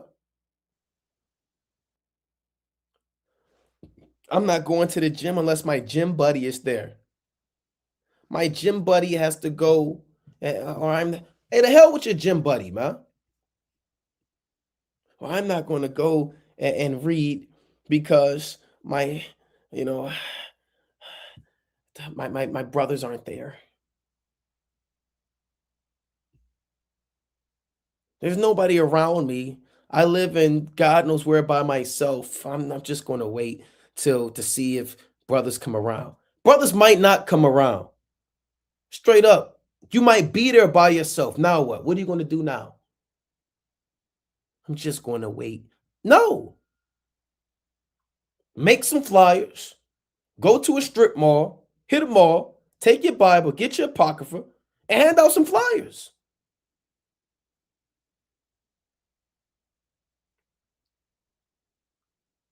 Self-starter.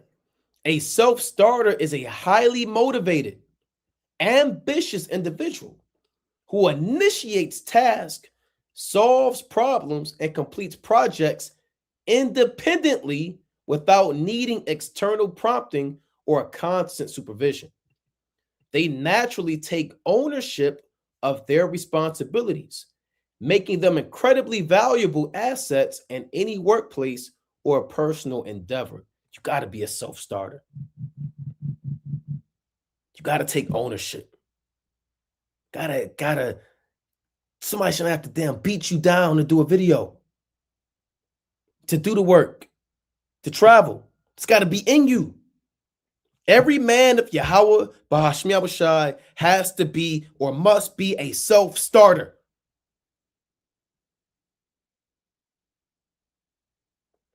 You have people at your job, they only do stuff when people watching. Oh, here he come. Let me act like I'm working. Well, I get it. You're trying to finesse this, man. You know, you're in captivity. But then you got people that be hiding, man. I had certain plantations I worked at. People were actually hiding. They had hiding spots. Then when the so-called manager, supervisor come around, they come out the damn hiding spot. Act like they working. Now, this man's world. So whatever with that. But we dealing with the kingdom.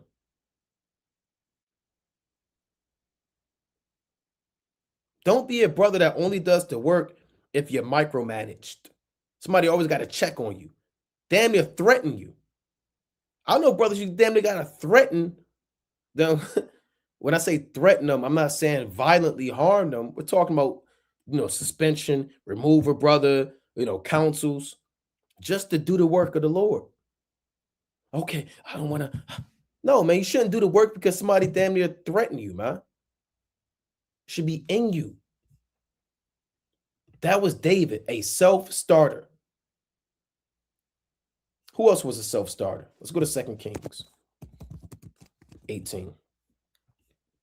Right? 2 Kings chapter 18 and verse number 1.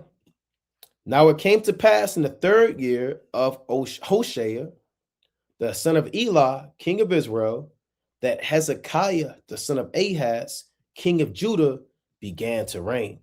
Now I want to touch on this man real quick. Right? Let's go to the book of 2 Chronicles. Right? Let's touch on Hezekiah real quick through the spirit, man. So it's beautiful to go into prophecy, which we touch on as well. It's beautiful to go into that, but it's also beautiful to develop your character. It's beautiful to learn how to mature and grow in this truth as well. It's as equally important. You don't want to be a guy that knows all of the prophecies, but he's slothful. You know all of the breakdowns, but you have no drive. You have no ambition. You have no vision. You have no leadership skills. You have no qualities of our ancient fathers. All those men in Sirach 44, 45, 46, 47, 48, 49, and 50 were leaders with vision. And they're the elect. Where's the account of Nehemiah knowing all of the in-depth breakdowns for him to make it? Not discrediting a brother's zeal to want to learn more. You should have that spirit. But don't relegate your salvation based off of solely knowledge. Because men are deemed the elect based off of what they did for the Most High and his people. Now, let's go to 2 Chronicles 29. 3 kings. One of them was David, we touched on. Another one is Hezekiah. The Lord said all but these were defective. So we're touching on the kings that were not defective. And what made them successful with the Most High. Second Chronicles chapter 29 and 1. Hezekiah began to reign when he was 5 and 20 years old, and he reigned 9 and 20 years in Jerusalem. And his mother's name was Abijah, the daughter of Zechariah. This brother was 25 years old. Young brother, 25. Right? He didn't say I'm too young. I don't know what's going on. Let's see what he did, 25 years old. And he did that which was right in the sight of the Lord, according to all that David his father had done. He, in the first year of his reign, in the first month, opened the doors of the house of the Lord and repaired them. He didn't wait. Year one, first month, it's time to get busy. It's time to open up the doors of the house of the Lord. I'm not waiting around till I'm old. Year one, first month, no hesitation. It's time to put my hand to the plow. A lot of people are procrastinators. You can't be a leader or a father and you're a procrastinator. I'm going to get it done when I get it done. You know, I'm just kind of wait 5 years. And a lot of brothers make excuses, man. That's why your household is always in shambles. And you're lazy. Like I said, man, you got brothers, man, they got 4 kids. They're in a damn junior bedroom apartment. Oh, we got 10 more years and we're saving up. You don't need 10 years, man. I got to buy these Jordans. Got to buy that flat screen. Some people just, your mind is bad. Stop waiting. Stop procrastinating. Stop making excuses to better your life and its truth. Spiritually, first and foremost. You got people that want to fast. I want to fast twice a week, but I want to do it next month. Why do you want to do it next month when you can do it next week or this week? Yeah, I want to finally read Jeremiah. I want to wait to the 5th new moon of the year 2029. No, man. There's nothing stopping you from reading Jeremiah right now. Finally want to be able to travel, but I think I'm going to. No. Second Chronicles 29 and 3, he in the first year of his reign, in the first month, opened the doors of the house of the Lord and repaired them. Some cold stuff right there, man. And he's a bad man. And he brought in the priests. This Second Chronicles 29 and 4. He brought in the priests and the Levites and gathered them together into the east street. So he started gathering the people together, 25 years old, and said unto them, hear me, ye Levites, sanctify now yourselves and sanctify the house of the Lord God of your fathers and carry forth the filthiness out of the holy place. And that's what you got to do. Do not wait to carry forth filthiness out of the holy place. The holy place represents your body, your vessel. And you might have leaven in your household, leaven in your spirit, secret lust. Maybe you watch pornography. Maybe you're still smoking weed. Maybe you're still slothful with your reading. Maybe you're studying that's still slothful. You haven't went over your notes in God knows how long. All of that is filthiness. He did it on the first month. What are you waiting on? Well, I'm not like Hezekiah. And that's your problem. That's the problem. I'm not like David. Who am I? The purpose of this is to show you can do that. Yahweh Shah said we're going to do greater works than he did in John the 14th chapter. Stop limiting yourself. Well, I'm not like this guy. Yeah, you're right. You're not like this guy. But that has nothing to do with anything. You're like what the Most High wants you to be, which is a better version of you day by day. The outward man perisheth, but the inward man is renewed day by day. Don't wait to carry forth the filthiness. If you wait, it's going to spread. And you watch them hoarders, man. I remember watching hoarders growing up. Some of them houses on the hoarders, man, they let that filthiness pile up for years, sometimes decades. You know what? They had to condemn the house. They couldn't clean that house up, man. It was feces, roaches. The floor was cracked. The house was falling apart. They waited too late. They had to condemn the house and then break the house and burn it because they didn't handle the filthiness on time. Right? Everybody's seen hoarders, man. Let's see, house. Filthy. Right? Let's see, show. Just throwing words together. Look at this, man.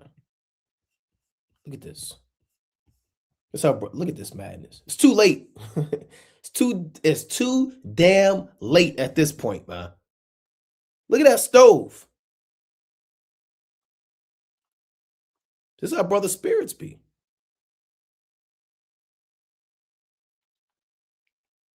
You know? You wait too late, man, you might fall out the truth.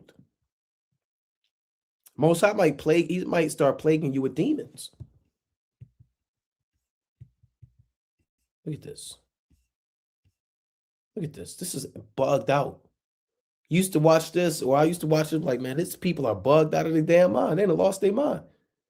And then the people go in and try to remove the filthiness, and they hold on to a diaper.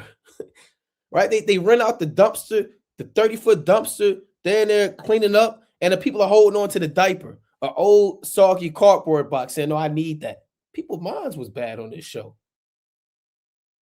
But that's how it is in this truth, man. Some people don't want to get rid of their filthiness. They want to hold on to it. And they want to wait. Fighting over an old newspaper from 2002. Let it go and move on. 2 Chronicles chapter 29 and verse number 6. This is what Hezekiah said.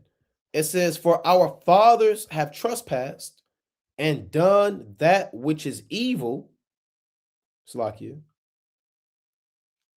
in the eyes of the Lord our God, and have forsaken him and have turned away their backs, or Slakia, their faces from the habitation of the Lord and turned their backs. And they have shut up the doors of the porch and put out the lamps and have not burned incense nor offered burnt offerings in a holy place unto the God of Israel. And you don't want to be a brother, man. You shutting up the doors and putting out the lamps. Now think about that spiritually. The door represents the doors of your mind. You shut up your mind from receiving instruction. And you put out your lamp, meaning you put out your candlestick. This could happen. Your door could be shut and your lamp could be put out. So a horrible spirit. Now, what happens when you shut your mind and you're not reading and you're not looking to grow and you're closed-minded and you don't want to elevate and you don't have any vision and the doors are shut and your lamp is put out? There's nothing but darkness and complacency in your mind. What happens? Verse number 8. Wherefore the wrath of the Lord was upon Judah and Jerusalem, and he had delivered them to trouble, to astonishment, and to hissing, as ye see with your eyes. And you see brothers that have no growth, that have no elevation, that can't level up, that can't increase. And they start getting jammed up, man. They call themselves being stagnant. And the Most High start jamming them up because you're commanded to bring forth fruit.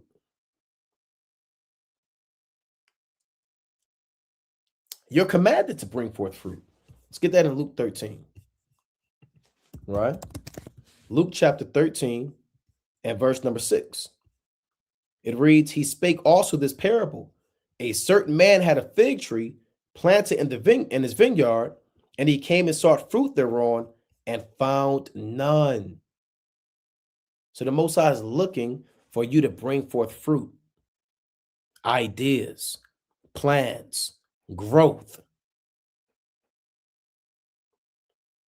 increase, right? Maybe you learned the new law. Maybe you're keeping this commandment. Maybe you're learning this skill. Maybe you're growing and you're removing leaven from your vessel. If the Lord don't see no fruit on you, what is he going to do? Let's find out. Luke 13:7.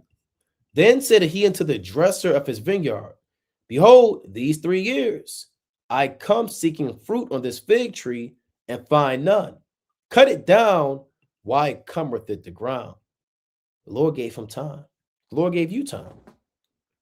3 years, you still on the same level. 3 years, you haven't finished, the Old Testament or the New Testament. Really, within 3 years, you should have read the whole Bible.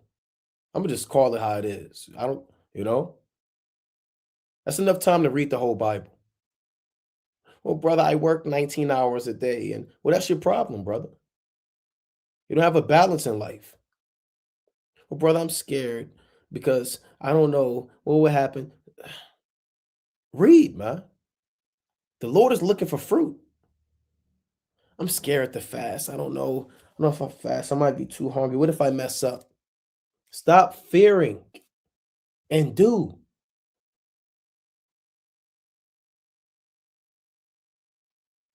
Sometimes you got to tell yourself, just do it, man. Right? Let's get that in Ecclesiastes chapter 11. Ecclesiastes chapter 11 and verse number 4. He that observeth the wind shall not sow, he that regardeth the clouds shall not reap. So you can't be worried about external forces. You can't control the wind. You cannot control the clouds.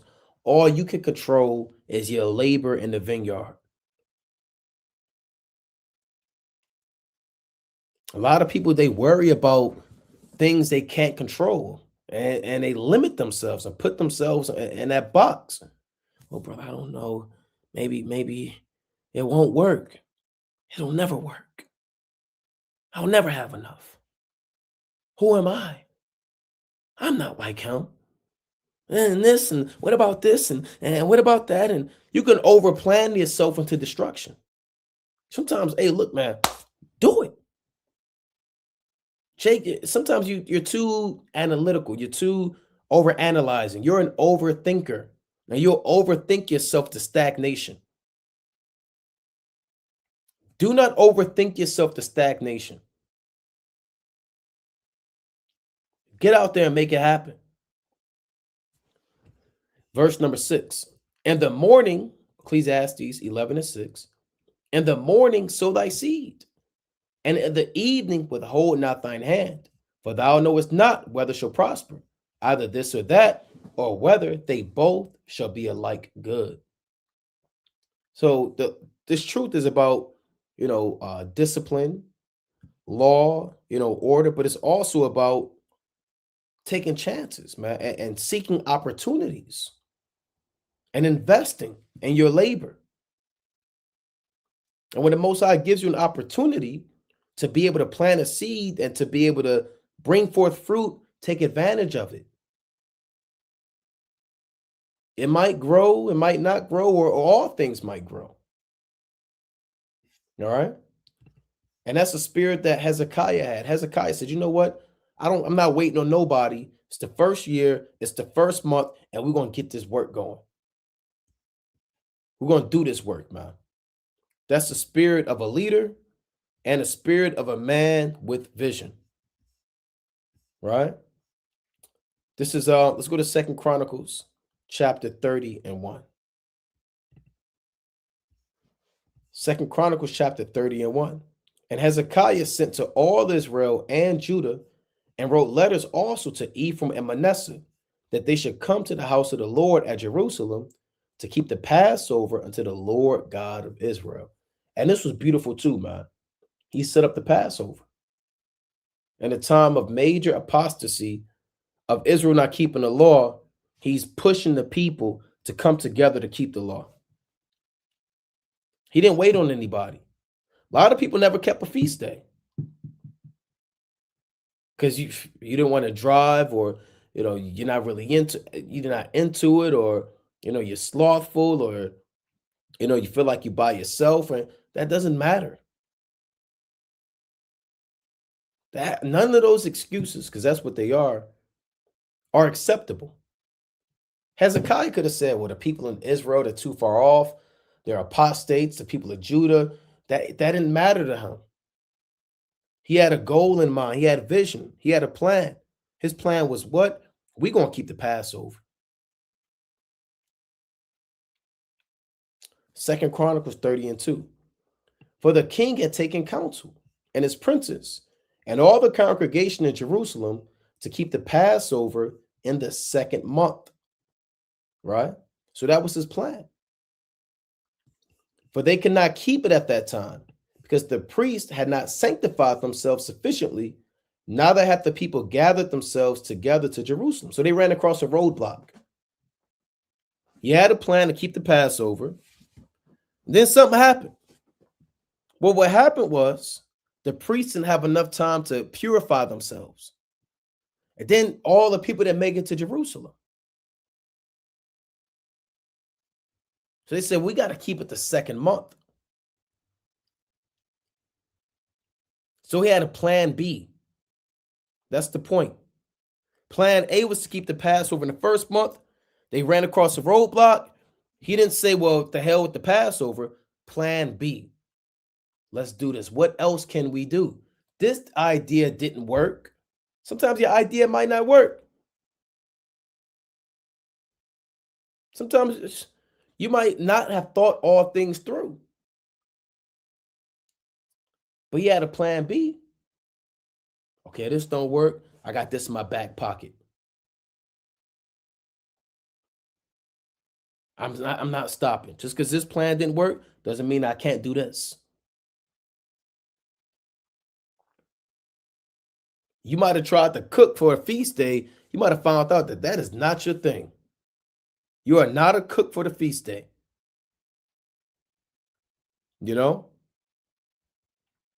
try, but you're not going to say, well, there's nothing I could do for the feast day. Well, you know what? I could bring water, or I could do this, or I could hold security, or I could bring beer or wine. I could do this. I could clean afterwards. I could clean before. Well, what else can I do? What was plan B?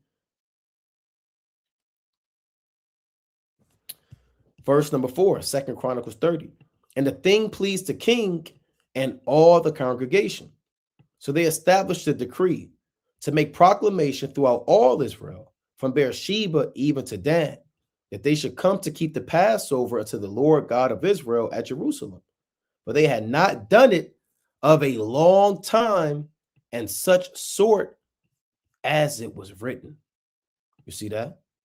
And he realized that, man. I haven't done this in a long time. We haven't done this in a long time, but now it's time. You may say, I haven't fasted in a long time, but now it's time. I haven't read 7 chapters in a long time, but now it's time. I haven't been to camp in a long time, but now it's time. I haven't called that brother in a long time, but now it's time. Just because something wasn't done in a long time doesn't mean it's over with.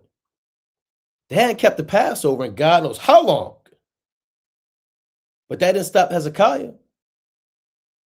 They ran across a roadblock. Satan tried to stop them with plan A, but they had plan B. And that's what Satan will do. He'll try to hinder your work, man. But you got to have that mind. And this is beautiful, man. It's beautiful with the way it's written. It says, I'm going to read that latter part of the precept again. For they had not done it of a long time, and such sort as it was written. So they hadn't kept the Passover in a long time. Right? They hadn't did it. But that doesn't mean a damn thing. That means absolutely nothing to a man with vision. You not doing something for a long time does not justify you not doing it ever again. I've been to camp in 4 years. Might as well not go. I haven't read in 3 weeks. I might as well not read. No, lock in, man. And figure this thing out. They had to figure this out. That's leadership. That's vision. From Hezekiah, we talked about David. We talked about Hezekiah, right? Let's go to Second Chronicles chapter, actually Second Kings 22. It's like it's Second Kings 22.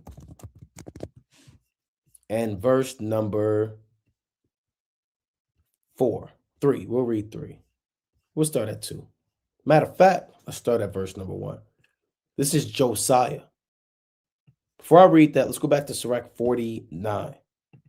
Ecclesiasticus chapter 49.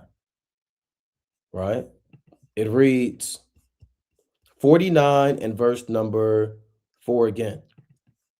All except David, Hezekiah, and Josiah were defective, for they forsook the law of the Most High.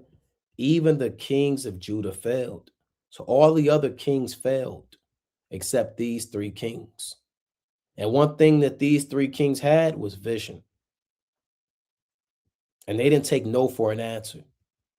And they're remembered forever due to their will and desire to serve the Most High and to better the estate of their people. Right? And that's a spirit you have to have in the last days. And we're going to run across roadblocks, man. Their channels might get deleted. They might say a camp can only be, too many people are together. Like they said, you have to be 6 feet apart. We have to figure things out through the spirit. We might have to get to the point where we're doing camp by twos, where you can't do it live. They might shut this social media down, YouTube, and then you might only have to do videos on Instagram. They might shut Instagram out and you only got X. It might not be no social media. You might just be out at camp. So we're going to have to learn how to adapt with the persecution that draws nigh on the earth. Even your household, you're going to have to learn how to adapt and have vision and grow and figure this thing out. Right? That's what the Most High wants us to understand. These are fundamental building blocks of this truth. Let's go to Second Chronicles. I want to go back to Second Kings. 2 Kings chapter 22 and 1. Josiah was 8 years old when he began to reign, and he reigned 31 years in Jerusalem, and his mother's name was Jedidah, the daughter of Adiah of Baskath. So he was 8 years old. Hezekiah was 25, he was 8. And he did that which was right in the sight of the Lord, and walked in all the way of David his father, and turned not aside to the right hand or to the left. And it came to pass in the 18th year of King Josiah, so he's 26 now, that the king sent Shaphan, the son of Azaliah, the son of Meshullam, the scribe, to the house of the Lord, saying, Go up to Hilkiah, the high priest, that he may sum the silver which is brought into the house of the Lord, which the keepers of the door have prepared of the people. This was his plan. Go count the money of the house of the Lord. How much do we have? Nobody told him to do this. Like we keep saying, man, you have to be a self-starter, and it's truth.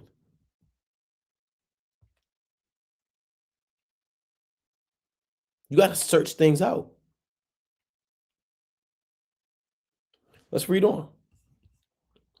And let them deliver it into the hand of the doers of the work that have the oversight of the house of the Lord. And let them give it to the doers of the work which is in the house of the Lord, to repair the breaches of the house. How did Josiah know that there were breaches in the house? Because he got off the throne and he observed the estate of the house of the Lord, the temple. And there were breaches and cracks and defects. He didn't wait on nobody to fix it. He said, I got to do it. I have to do it. I'm going to seek the Most High and I'm going to do it. And if your desire and your will is sincere, the Most High is going to be with you, man, to prosper in your works. 2 Chronicles 22:6. Unto the carpenters and builders and masons to buy timber and hewn stone to repair the house. Howbeit there was no reckoning made with them of the money that was delivered into their hand, because they dealt faithfully. So he knew about the breaches. And where are your breaches at? You got to ask yourself, where are my breaches at? What kind of sins and blemishes do I have that I have to repair? What things need to be fixed in my life in this truth? Am I proud? Do I not take correction? Do I have an anger demon on me? Am I full of wrath? Am I slothful? Am I dealing with lust? Do I have wandering eyes? Do I have an excess drinking spirit, a drunkard spirit? You need to find something. There's a breach in every single one of us. And if you can't find it, it's going to find you. And if you don't find that breach, imagine your house. If you don't find that hole or that breach, all hell going to break loose. Now you got mice coming in through cracks. You got roaches. You got termites. You got insects. You got a pest infestation because you couldn't find that breach. You didn't dig or look hard enough, rather. You didn't look hard enough, man. Look hard enough in your house, you're going to find something that needs to be fixed in your house. Straight up. Or something that can be improved in your house. Well, brother, I just bought a new house. Huh? Well, brother, so what, man? You got something that can be improved, something that can be bettered. And you have to find that within you. I can't find that within you. Only you can find that within you.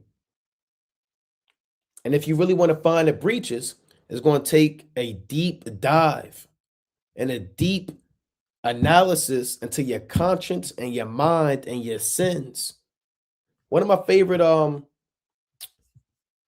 precepts of examination is Romans 12. Let me get this. Is that Romans 13? Right. Let me see. It's Romans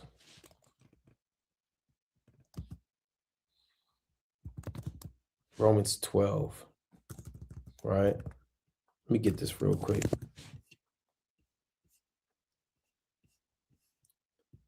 Romans 12 and verse number, let's see, I have to find this. Romans 12 and verse 11. Not slothful in business, fervent in spirit, serving the Lord. So if you're slothful and trying to find the breaches and your house collapsed, that's your problem. That's your problem. No, there's no one to blame but you at that point. You should know what your weaknesses are. Everybody has weaknesses. I have weaknesses. You have weaknesses. There's not one man that's Yahweh Shah. But you should at least be conscious and aware of what your weaknesses are. Okay, I got a road rage demon on him. Okay, well, look, I got a depression spirit on me. Okay, you know what? I have a spirit of a coward, and I'm scared to. You got to identify that. Not slothful in business, fervent in spirit, serving the Lord. Have a fervent mind. Okay, to find those breaches. and identify them and seal them up. Right? And that's why it's important to meditate, man. To think, right?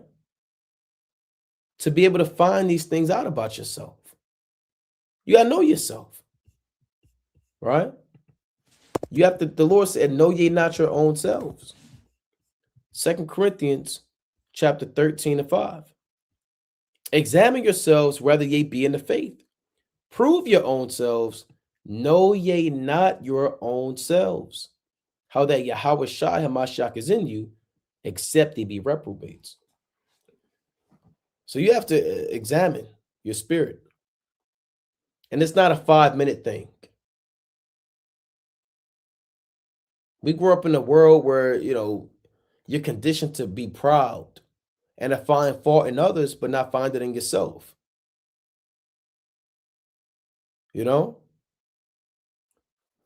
Take time, huh? Turn the damn TV off. Turn your laptop off. Put your phone down.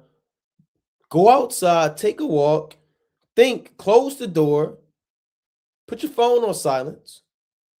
And examine yourself. You might have to write things down. Look, I got to work on this.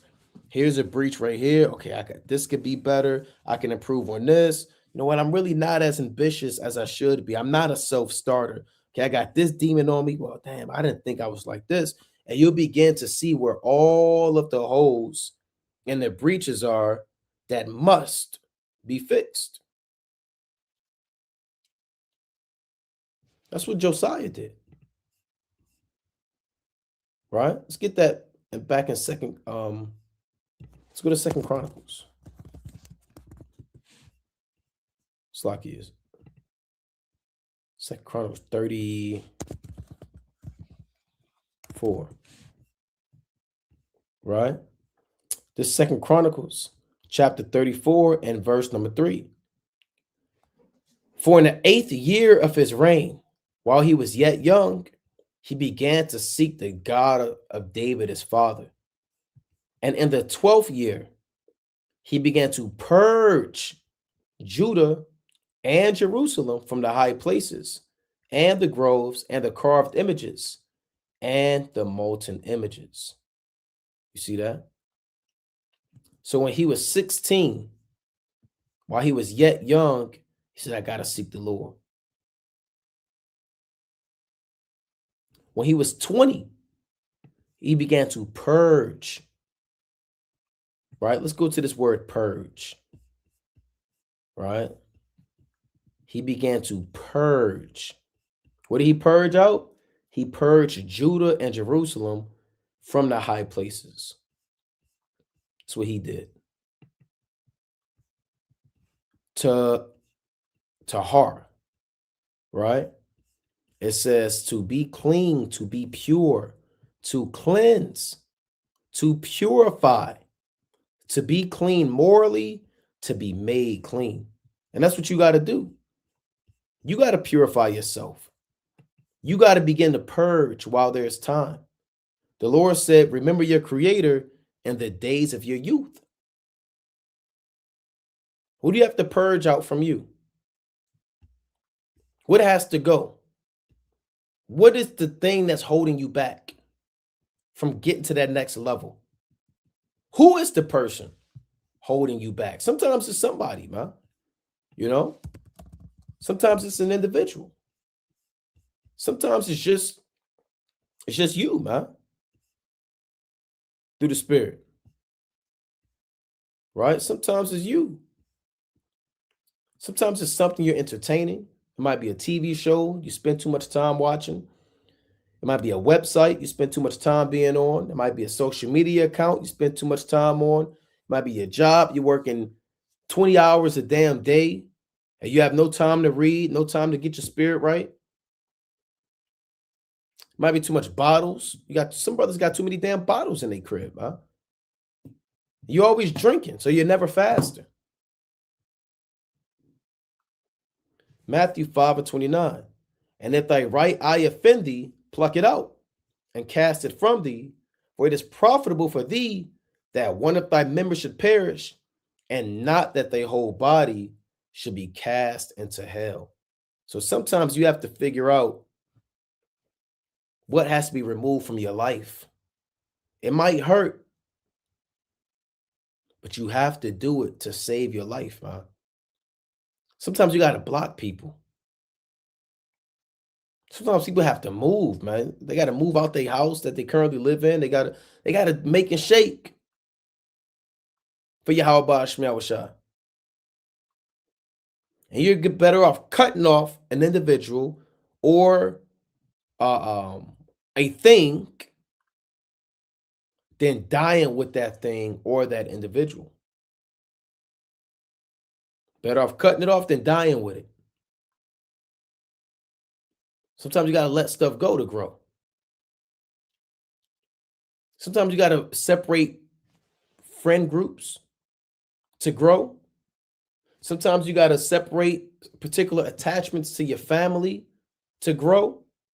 Sometimes there are demons inside of you you need to get off of you to grow. Right? There are things that are chains and manacles that's stopping you from excelling in this truth. Sometimes it's doubt. You got to shake that off and cast it from thee. Sometimes it's pride. Only you're able to identify what that is. But the point is, be like Hezekiah, like we were reading. Let's go back to that. That's 2 Chronicles 34. And begin to purge. Let's read that one more time. 2 Chronicles 34:3. For in the 8th year of his reign, while he was yet young, he began to seek after the God of David his father. And in the 12th year, he began to purge Judah and Jerusalem from the high places and the groves and the carved images and the molten images. Beautiful spirit he had. Beautiful spirit. And he did many mighty works. Right? Many mighty works. That's the vision of our forefathers, of righteous kings. And the things that they did, we have to do. They examined breaches.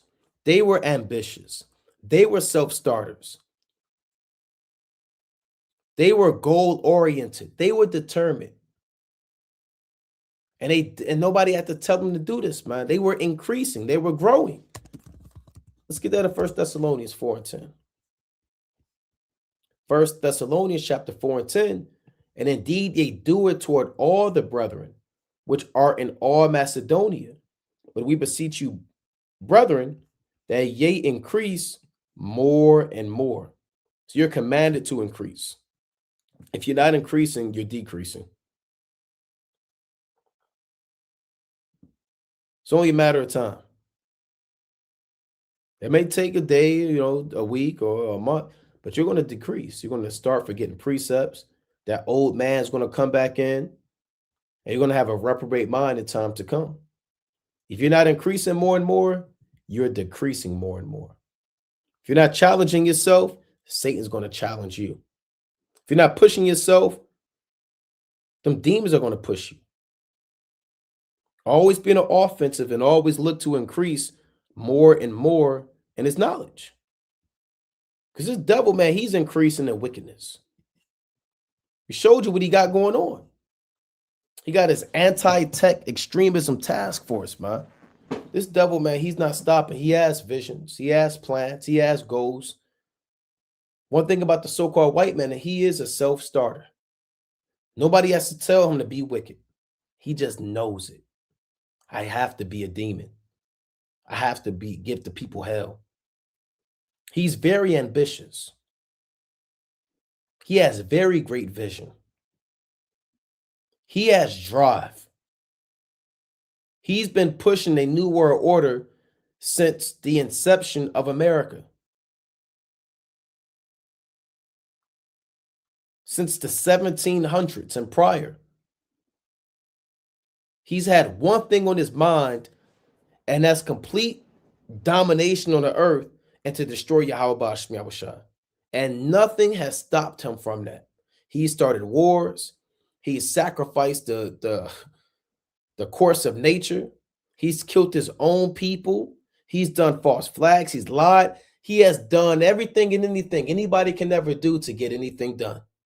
And he's still not done. And he'll never stop. Don't let this devil have more drive and ambition than the sons of God. He's doing this in evil. Brothers should be going that much harder in righteousness for their families, themselves, their respective congregation, if they have one, and ultimately for Yahweh Ba'ashem Yahushua. You know? Because part of their plan and vision is they're coming after us. They got their wars going on.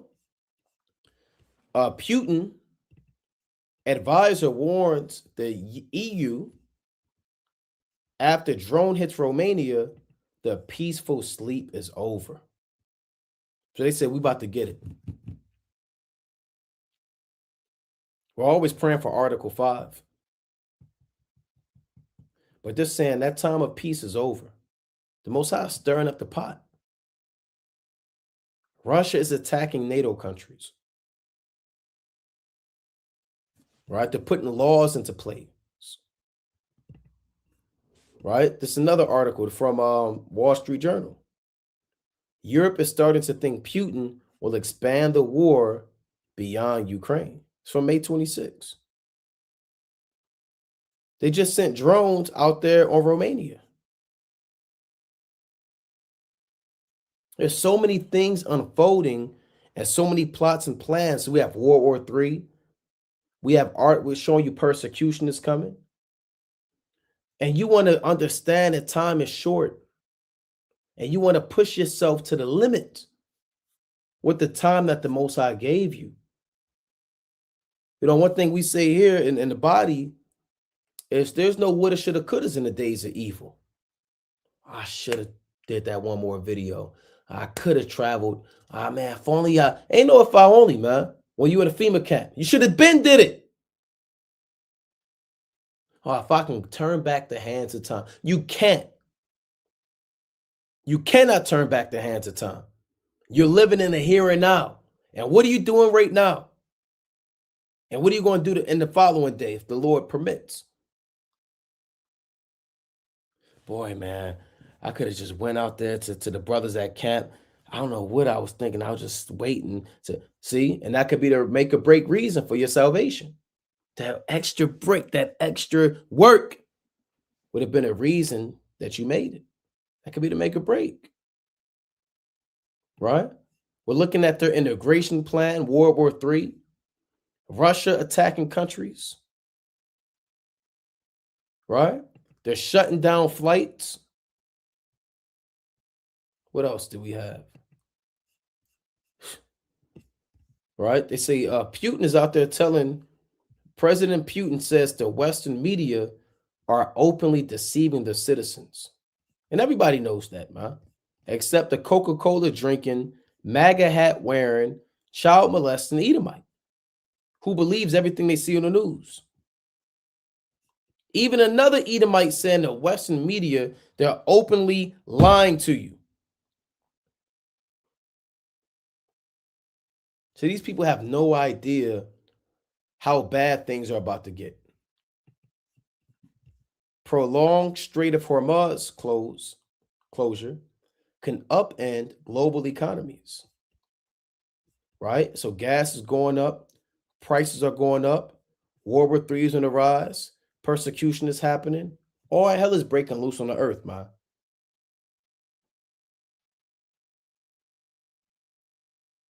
These devils have vision.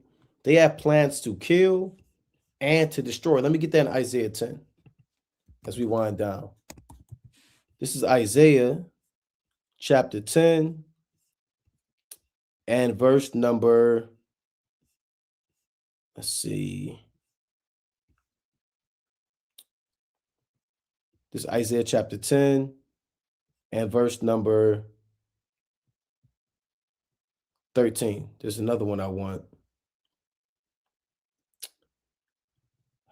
It reads, "For he saith, by the strength of my hand I have done it, and by my wisdom, for I am prudent.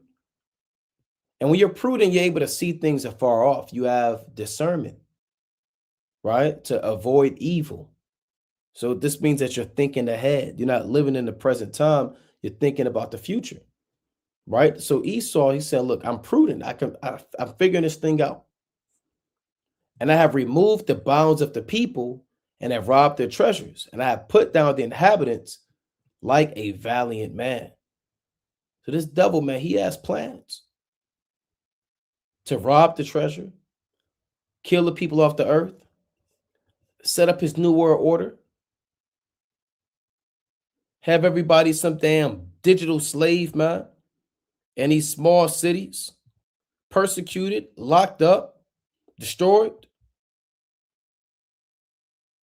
So you want to have, again, the point of the lesson is you want to have vision. Because the days are coming where this thing has to be in you, right? And there's not going to be lives. There's not going to be any videos. You have to have this.